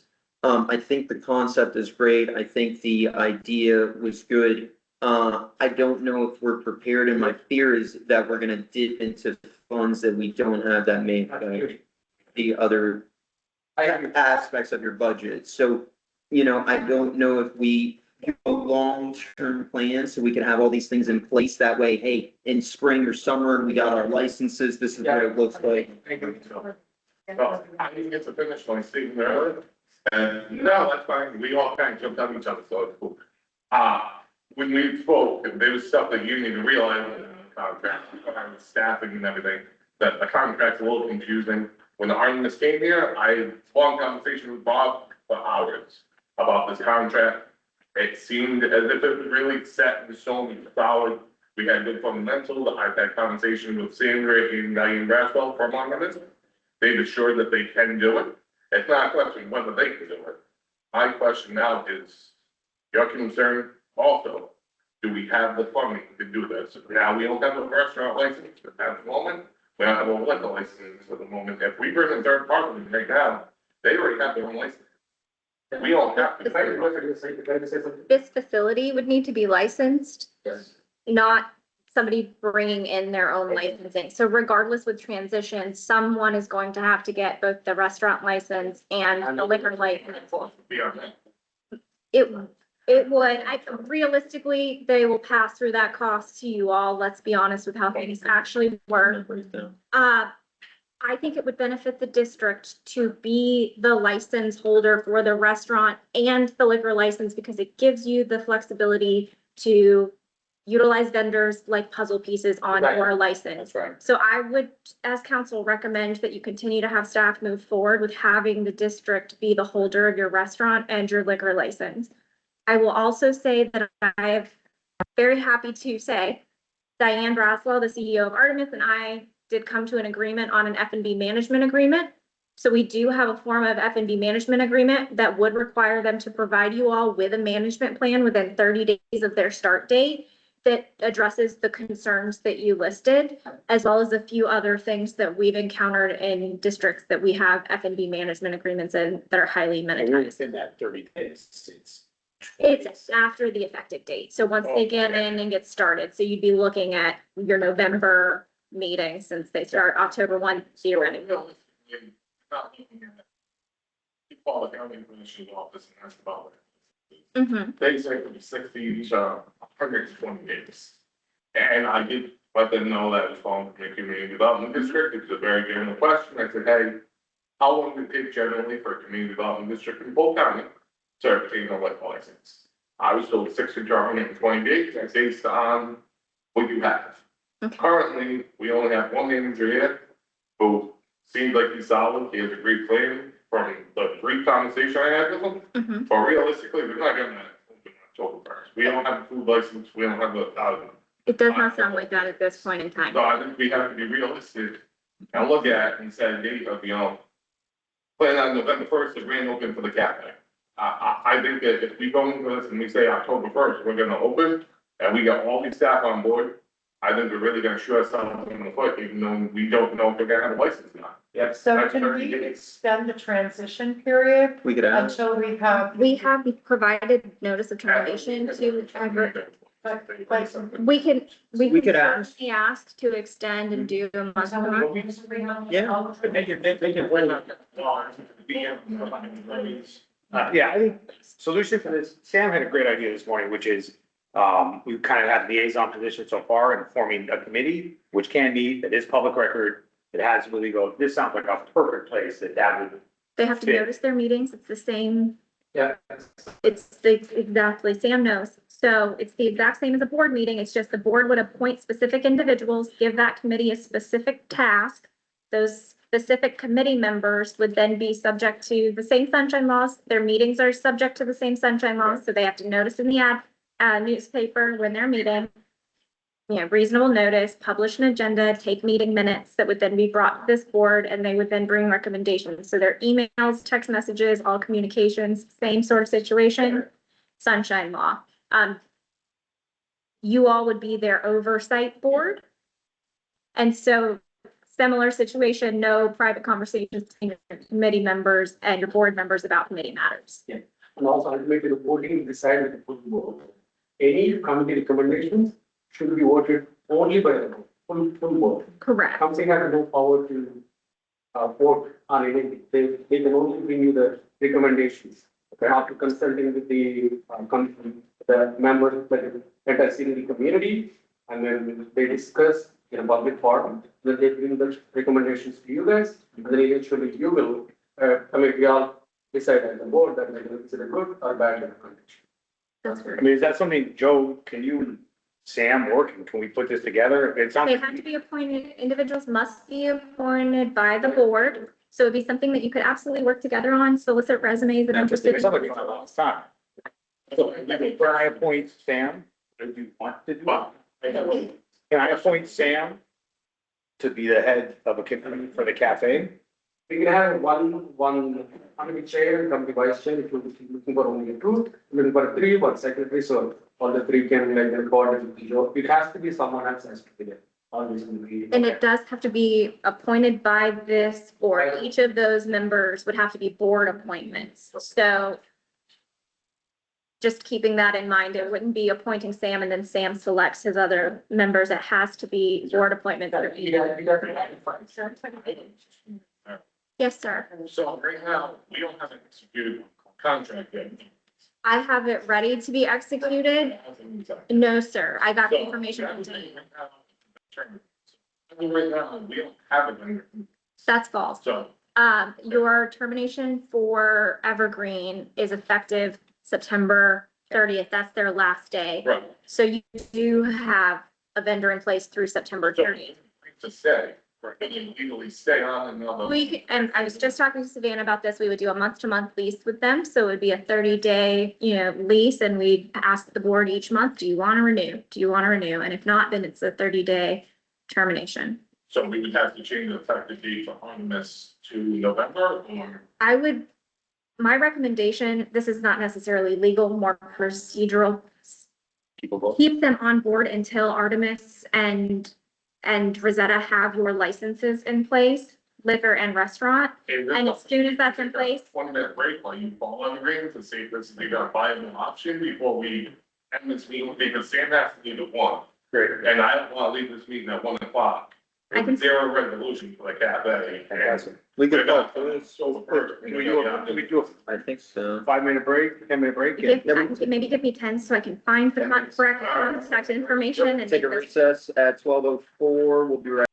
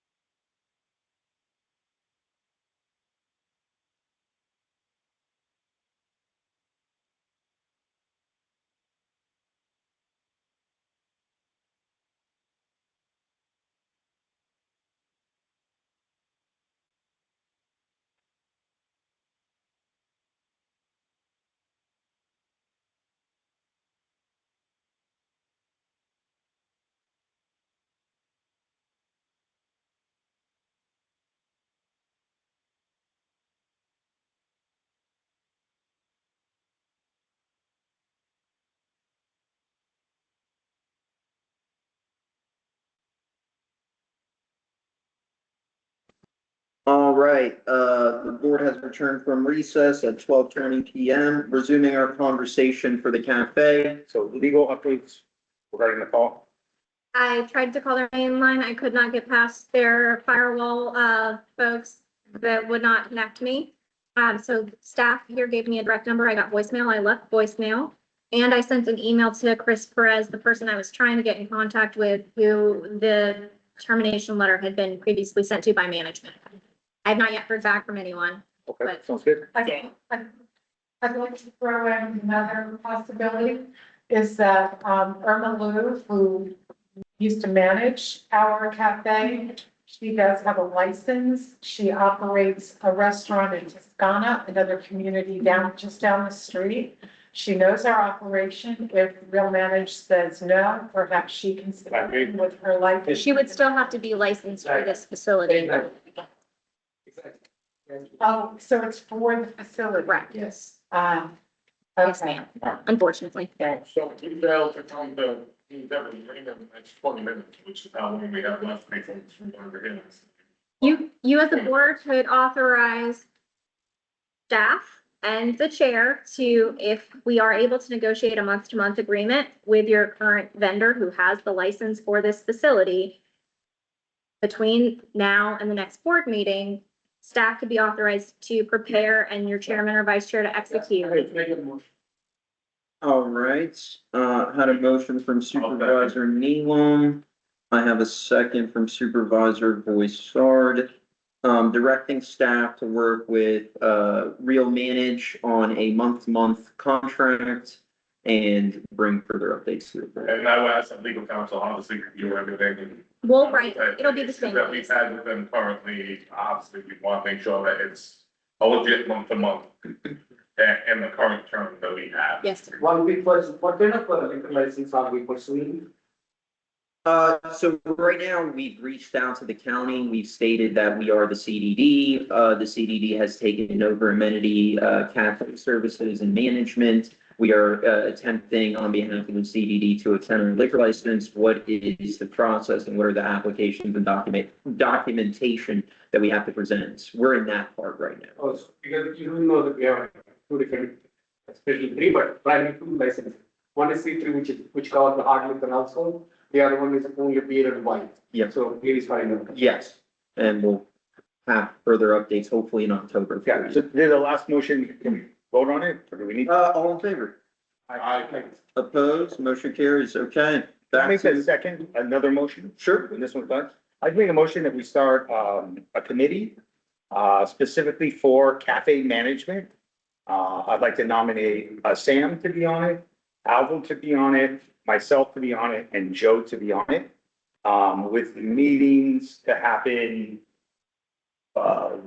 weekly, bi-weekly. I think we can. You can Weekly. schedule them weekly if you don't need it. We'll. Yeah, we can always cancel. Weekly meetings that we can set up.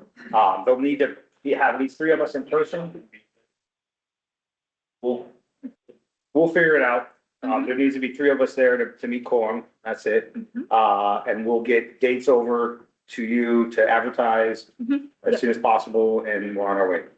Who were the members? It was you, Myself, Sam, Supervisor Nealon, yep, and Joe. Albert, Joe. and Joe. Albert, Steve. And Albert, you are a resident of the district, 18 years of age or older, US citizen. Now he's 70. Do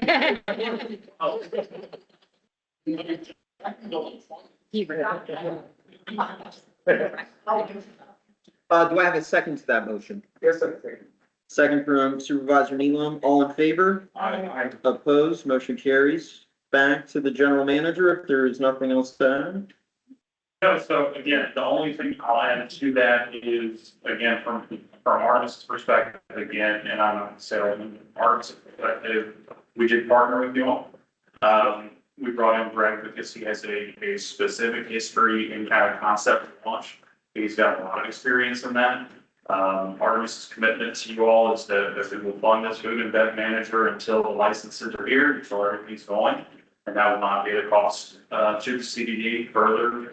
As we have now alluded to before, we will provide, at the moment, 1 to maybe 1 or 2 delivery golf carts at our cost, so that when this thing does launch, Be it in the slower season or not, you guys are ready to have kickoff immediately. And again, that will be our response.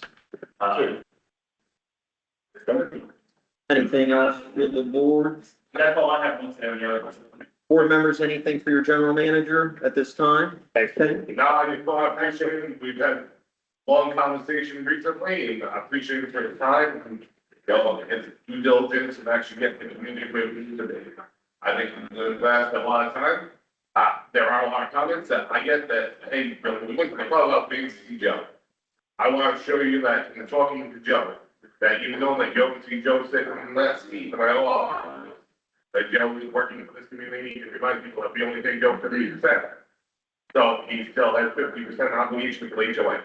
So he is here, he is working. I talked to Lynn till 12:30 about the thing. Yeah.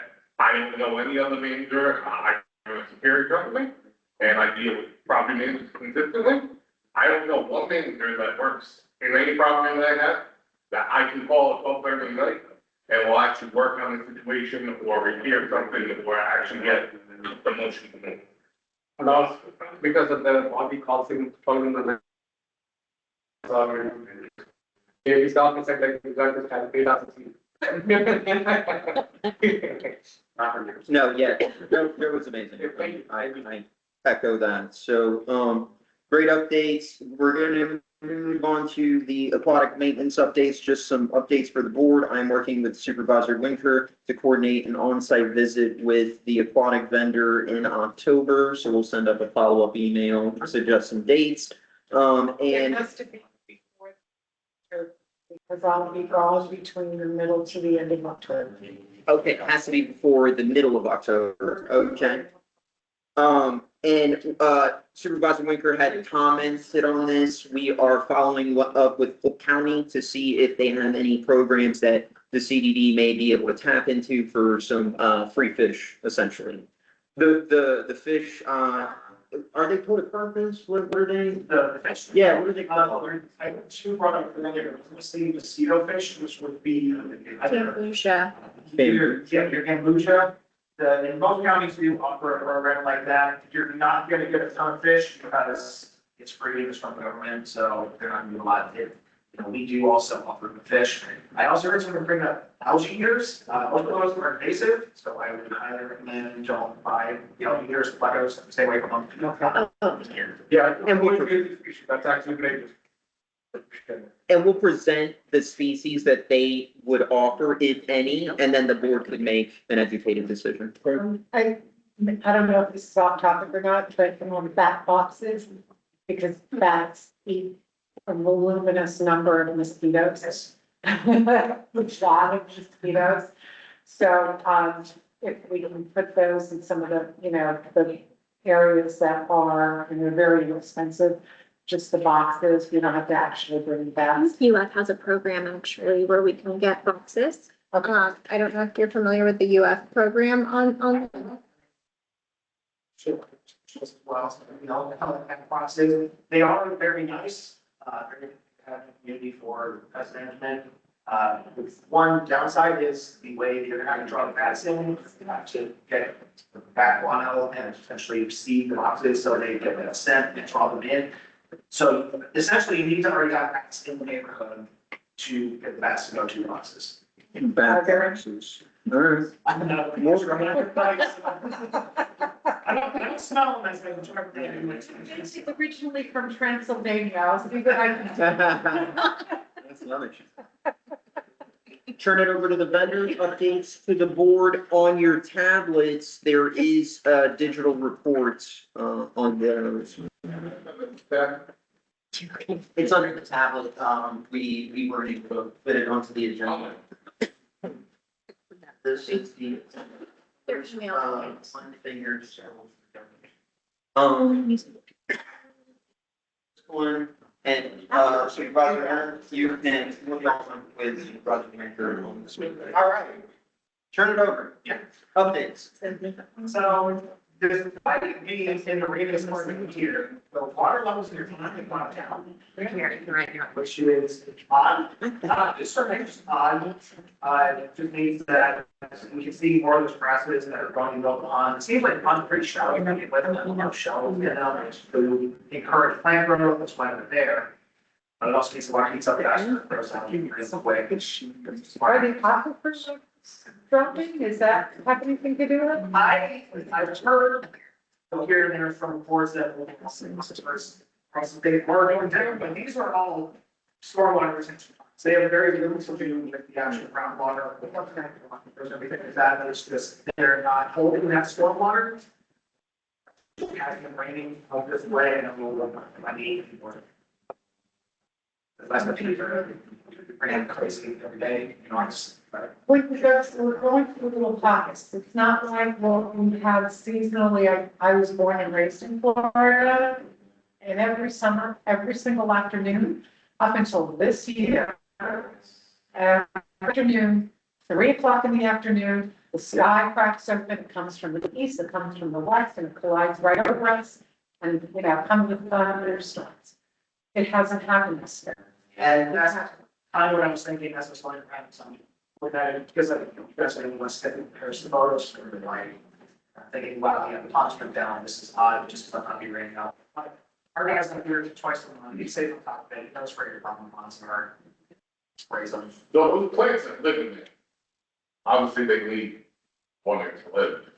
Are they affecting the water level at all? And, okay, Now, they're not like sucking the water out or anything, it's just, these are meant to hold stormwater and just eventually leach around over time. So the leaching is faster than it's raining, that's what it was from. It looks like we have, some good ponds, some bad ponds. It looks like Site 5, pretty big, quantity of algae, it seems. That, yeah, Site 5, that one likes the blue planktonic algae, which does tend to pop up after it rains. Likes to feed it. That one, heard I knows about it every time I see the reports, like, hey, we're on live, and he says, yeah, I'll come there. Eventually, or leave after. And we're in the tough part of the season for aquatics. Yes, You're it's trying to probably get back. Yeah, are we dealing with hydrilla, algae invasives? Well, I haven't mentioned anything about it, really. Oh, that's good. Fortunately, Okay. Lotus plant with water plant. Sorry. Usually that kind of eats up the algae, not eats up, but it's kind of a. yeah, see, we like to put some special place in because it does help some, it's not the water, that's not exactly prohibited with algae growing. I just thought about it, yes, it's sort of thought about, because it goes on its own, if you put a 1 or 2. Oh, yeah, absolutely. Yeah. That is something, if you want me to look into it, I think I'll be, When the low maintenance, it's like 0 maintenance, pretty much, whatever. yeah, the maintenance is, don't spray. What was your Exactly. recommendation? A lotus. Oh, low tide. But native plants, lotuses, Native of the same. yeah. We can figure out what it'd be a much more drought resistant native. Yes. We recommend here. so you guys actually service the ponds? I don't service them, I'm one that, they come to next picture, they can look rest for it. Then I talk to the guy. So there's a pond behind Misty Oak, which is beautiful, and there are lotuses, and I believe there may be irises back there as well, but it's just stunning, that pond back there. Which site is that? It's behind, I guess it must be site 7, I think. Is that correct? Is site 7 the one right off of, Misty Oak? That looks like the roundabout, yeah. Yeah, right? Yeah, it's in excellent condition. Site 7. Yeah, and it's so beautiful, and I know this because I listed a home there at like ridiculous price and it's sold like that. Because people look back there and they're like, wow. And it's just so beautiful. If we could do whatever we're doing there, So Misty Oak. it's off Misty Oak. So as you drive onto Misty Oak, it's on the right-hand side behind those houses. Yeah, can we get proposals for the next meeting? per supervisor Neelam for native plants that you would recommend to install in some of these problem regions. Okay? It's local. Yeah, it is. Plans are fairly cheap. It's the biggest bang for our buck. Any other updates from the aquatics team? We appreciate the detailed report. We'll plan our on-site meeting and we will consider some native vegetation. All right, moving, you're good? All right, thank you. Thank you for being here. We're gonna go ahead and move past your district engineer. Again, he is on PTO, so we will be following up any items, that are needing his attention. Anything on the board that you would request to follow up with the district engineer on? Not at this time, okay, no. I know that we discussed some parking in like some circles. In the past, it's kind of been shut down. Because we're not bringing, supposedly get fire truck around. Or like the end of Oak. I can't think of the name right now, but I sent Joe some images. I don't know if you see them, but last weekend, I think, but. Yeah. So I mean, some of those spots, I think we can look at, and I mean, just kind of add lines as we see. To get a couple extra spots out there, if there's no fire hydrant there, there's no obstruction in your home, there's no obstruction in your driveways. In those circles, there's more than enough room to get your fire truck or emergency vehicle around that roundabout that's there, it's not obstructing anything. So I mean, even if we get 5 spots out, there's 5 spots that we haven't paid for. And what areas are these in? It, I just know the street, I'm not the whole road, I'm sorry. Where of it? It is Old Spring Lane.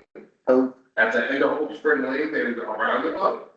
And there was ample room there to add at least probably 8 spots. all right, I'll put it in my phone and then Do I think you're working? round and round. He's your records custodian. Oh, I'm so sorry, what was that? I'm sending you a text string out a picture, send them that shit. Okay. Sit next to me, but the picture. Or films. Yep, Right, it's easily, no pipe, we will, I'll follow up with him on that. Any other comments for your district engineer at this time? Hearing none, okay. Jump into item B, district council. Right. The first item under my report is the discussion of amenity rules and procedures. Just really high level, wanted to touch on. The board is aware you did adopt new amenity rules or revised amenity rules and procedures in July, specifically a disciplinary rule that was largely redone based on amenity rules that I had effectively defended in court at another district. Just wanted to talk through procedurally very quickly, again, at a high level. You did adopt a new procedure for termination and suspension of amenity privileges. The first violation is a warning and a notice from staff. It's the discretion of the amenity manager and consultation with the district manager for up to 7 days of an amenity suspension for a first violation. For a second is an automatic suspension of up to 30 days, at which point the next board meeting would be a hearing. For the first violation, there is no hearing. It is a up to 7 days suspension. Again, at the full discretion of your amenity manager in consultation with your district manager. Third violation could result in suspension of privileges for up to a calendar year. And again, there would be a hearing and there are procedures delineating the hearing as well that you adopted at your July meeting. So staff does follow those by the letter. Because they were only adopted in July, we haven't had a whole lot of opportunity as staff, which is a good thing, to see those procedures in action. However, we have more recently seen those procedures in action. They do apply to everybody equally, all of your patrons, residents, and their guests, including your supervisors. No one is immune to behaving in a conformance with your policy. Again, I'm happy to answer any questions about those high-level amenity rules and procedures, should there be any.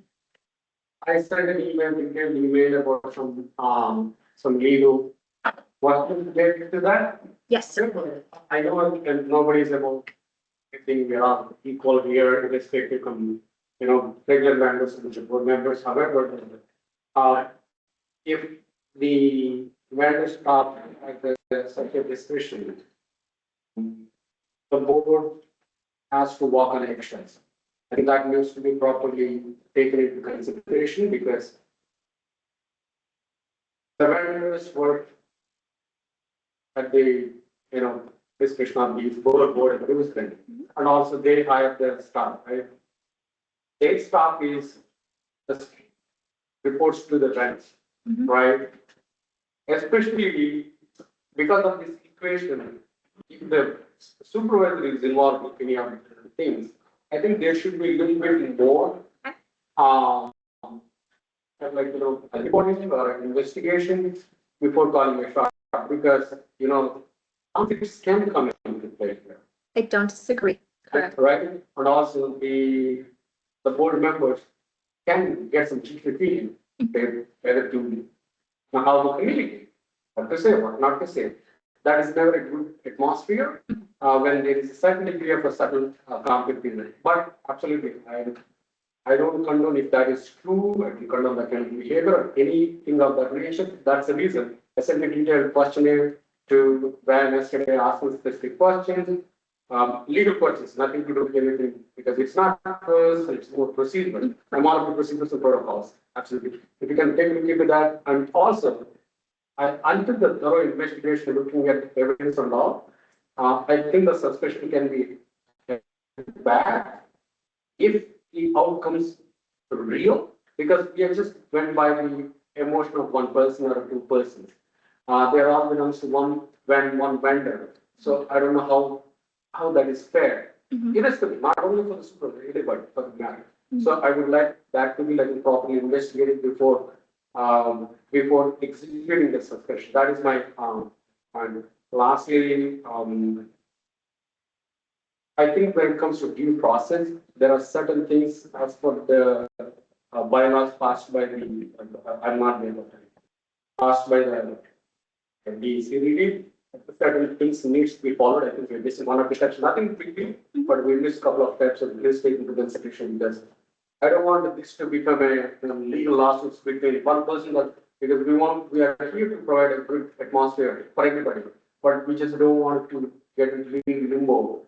Once we know that I'm saying, that's not a healthy for us, for our reputation and other aspects as well. I completely agree. Thank you.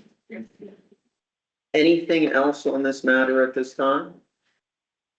Okay, hearing none. If there's nothing else, I just wanted to update the board formally. In my own notes, I had wanted to let you know that I did come to an agreement about the F&B management with the CEO of Artemis. There were certain provisions as far as funding requirements there. So they'd like a minimum funds balance. What we anticipate is that we have a separate bank account, the district bank account, but it's just devoted to your funds for food and beverage, and that they manage that. They would like a minimum funds balance of $75,000, at least at peak season, just in order to make sure that they have sufficient funds on hand to stock supply the restaurant. In addition, for any sort of emergency purchases that might need to be made, they're asking for a threshold of $1,500 for that, which I believe is what Joe does have on the general manager side. So it would be a similar authorization on that side. I told Diane I'd bring that to the board's attention. If you have any questions, concerns, or feedback for me on those numbers. Yes, sir. 75 Yes, sir. to stop staffing cafe in the moment. It would be essentially a minimum funds balance of available funds to your F&B manager. It would be your minimum funds balance. Yes, I do have another district that has a slightly larger operation, and their minimum funds balance is $50,000. But they have also been under a management agreement for 7 years, so they do have a little bit more of a flow going there. Does it count 75K also the salaries? It'd be part of how they pay out. So we're also asking for an annual budget to include all of their salaries, which would be benefits as well, what they're paying their staff. They would then pay themselves their fee from that 75,000. And again, it would be staffing costs any operational expense. And that is anything you can think of that would fall in that definition, but we do have it defined in the contract. Any operation expense would be drawn down from that operating account. So it would not touch the district's general fund numbers at all. It would be its own bank account. This is where I get a little nervous with the funding, because we all, three of us.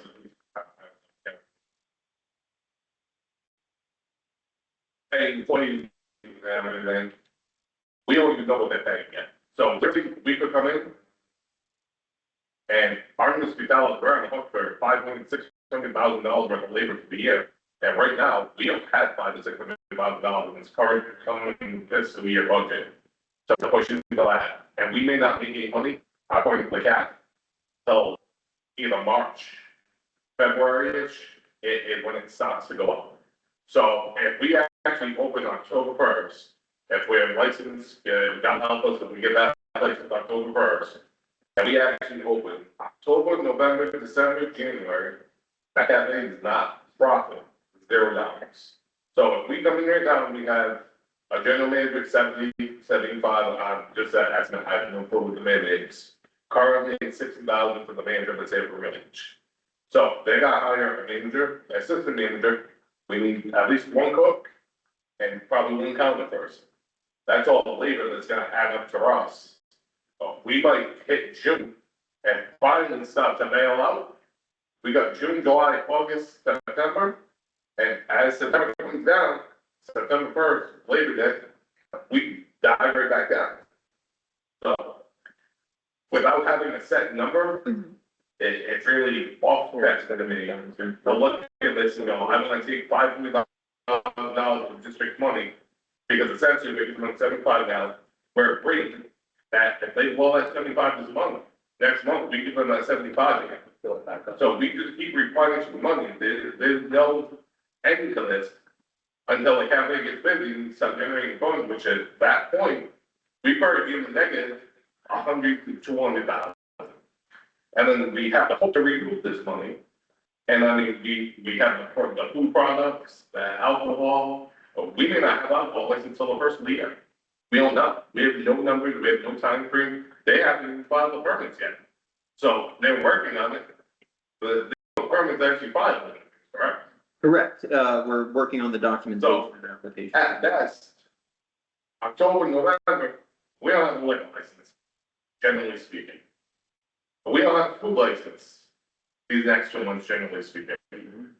So unless something comes to light, an emergency situation here, we're kind of SOL, and I mean, we did this at the board, we voted for this.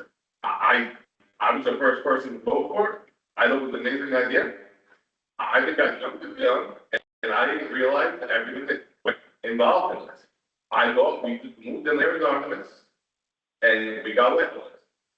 Now we find out today, halfway through this process, we didn't get food license.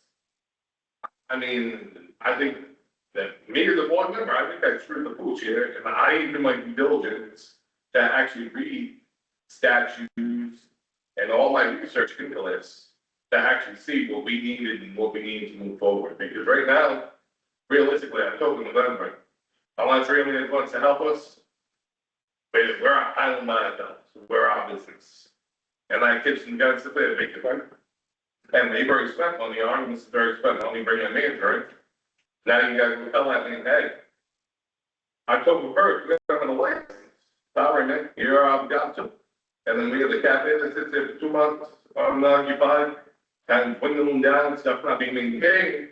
We're in a rough situation right now, and I don't see an end of this actually getting fixed before then, unless really wants to help us. And We are actively trying to make contact with them. If for the licensing period we can do that, I will put it more complete, I can reach out to any of them. Thank you. Yeah, it does seem like a priority. With the license for food, is that required to sell food or to just prepare food? Okay. Yes, we are. When we ask for food kitchen, they give you the. Okay. But they come for inspection too. They come for inspection to be. every 6 months. Anything else from you? Just to confirm with you all, I did resend the emails and communications about the district management solicitation again this morning. I did receive delivery receipts for all of your email addresses, and I did speak when we were off record on a break with Supervisor Mueller and did send that as well as an address that he'll be able to access. I also resent the ethics training reminder and information, and again, I made sure to send those to email addresses you'd be able to access. If you do not receive those, please reach out to me so that I can figure out what on my end I am doing wrong. Thank you. All right. Brian, if I could give one for my email address, can you bring it back to seat 5 and seat 5 and please. Just for your email? Okay. Okay. So, I mean, I received it with our CDD. Yes. Okay. Thank you. Bear with me. Should you have any questions about the district management solicitation, emails or process or ethics training, please contact me. I'm happy to answer any of those questions that you may have.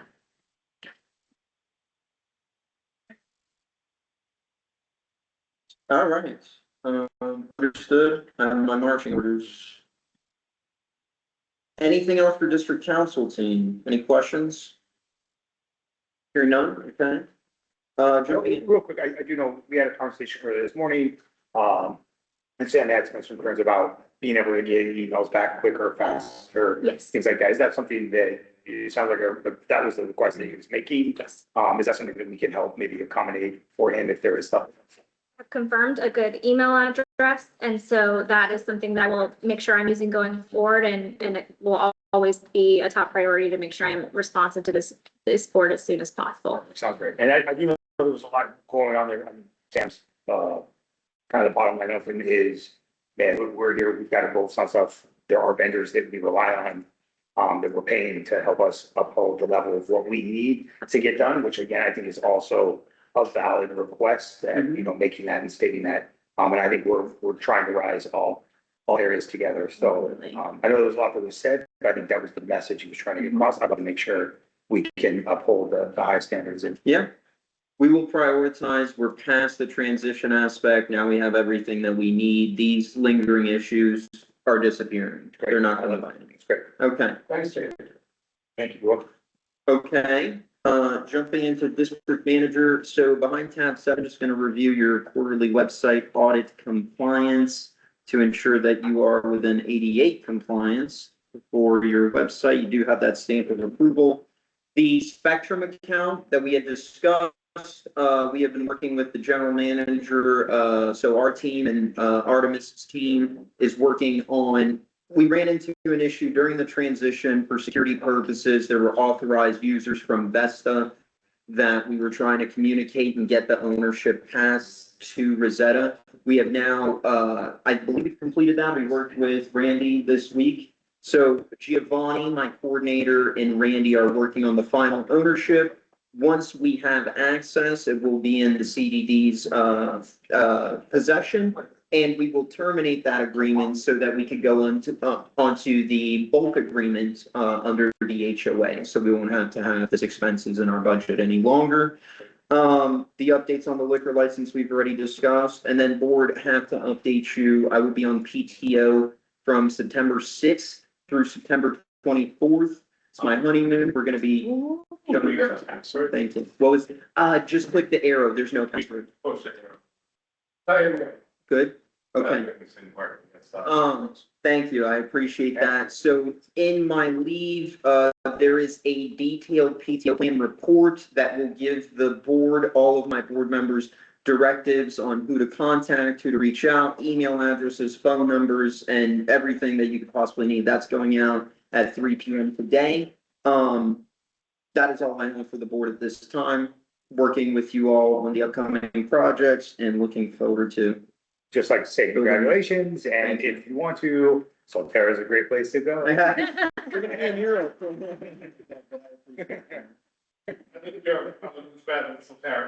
That's right. It's sad, I don't think that a lot, I think that's a tricky. I am looking forward to it. I've never seen Europe, so We're doing a 14-day through the Greek islands. Ah, So bucket list. Let's hope he comes back. Yeah, that's right. That's right. This is the last time we'll ever see. Anything else for me, board, at this time? Okay, hearing none. All right, your consideration of the minutes from the August 1st meeting. I did skim through this entire, minutes. Everything is in accordance. I didn't see anything that would recommend revision, but I am open to comments behind tab 8. So invite the board to review, and I will take a motion when ready to ratify your minutes from August 1st, 2025 meeting. For, next time, can we make the headers, a table of contents? So we can click on it and go right to that page? Like links, Hyperlink. So you just, the top part where it's got the outline, just make that a table of contents and then you make the headers down below and it will automatically make the table of contents and you click. Basically, you have this, right? Yeah. So each one, you can make this as a hyperlink. So if someone clicks it, It takes them right to that page. Okay. Right now we have to scroll down and it says tab 8. Yeah. Then we're looking for which page has tab 8 and I need to see realistically what page it's on, like 122. And I can go right to it, but it's hard with the tab 8. Okay, you can put For next time. the number and the hyperlink. So if someone wanted to read, you're reading that one, I see. it I goes see. directly there. Okay. I'll motion to approve the meeting minutes from August 1st, 2025. Motion from Supervisor Boissard. I second the motion. I have a second from Supervisor Nealon. All in favor? Aye. Opposed, motion carries. And behind tab 9, you have your ratification of the following items. These are items that have been addressed in between meetings and open to any feedback or questions. and any, just so the board knows, any approval of the PeakNet information is gonna be in substantial form, so Meredith and I can review them and make sure and run them by bond counsel as well to make sure that they fit with the requirements that are on the district as a local government. And also, in this meeting, I requested for bond, correction, the increase that we have. Will you please get that information for us? Yes, we have followed up with bond counsel a few times. I think he may be on vacation, but we'll continue to try and get that information. Great. I won't wait till the next board meeting. If we get an answer between, I will send the board an email. It's. Yes, sir. Can these be approved as entirely, or do they have to be approved by proposal or due to different factors? I would like to pull at least the things that are related to the Sure. cell tower. Approve proposal W00040482. That's an amount of $1,512.72, on-site industries for design. Very good. And then resolution 2025-21, adopting your fiscal year meeting schedule. This was just we added the town hall schedule. So it'd be seeking ratification of that as well. So I have a motion from Supervisor Boissard, ratifying items 1 and 2. Do I have a second to that motion? Yes. Second from Supervisor Nealon. All in favor? Aye. Opposed? Motion carries. Bear with me. Right. Items. And the work under number 1 is already done. Yeah, it should be. Okay. It should be. On-site was completed, or was this Yeah, it's like the sign. the signs? Yeah. Okay, all right. Very good. Any other questions? All right, hearing none. Moving on. We have discussion of Solterra Resorts reoccurring open house event for homeowners. We still need a motion to approve the cell tower stuff in substantial form. Oh, you. Oh, the cell phone tower? I think so. Yes, and the motion in substantial form will just allow us to negotiate and finalize the agreement. So that the district can add in any required provisions from us from bond counsel. Is it a month or a year? Well,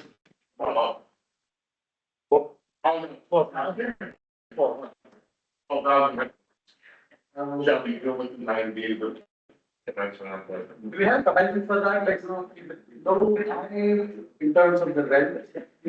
For that? I worked a lot on that one, with Chris Daniels.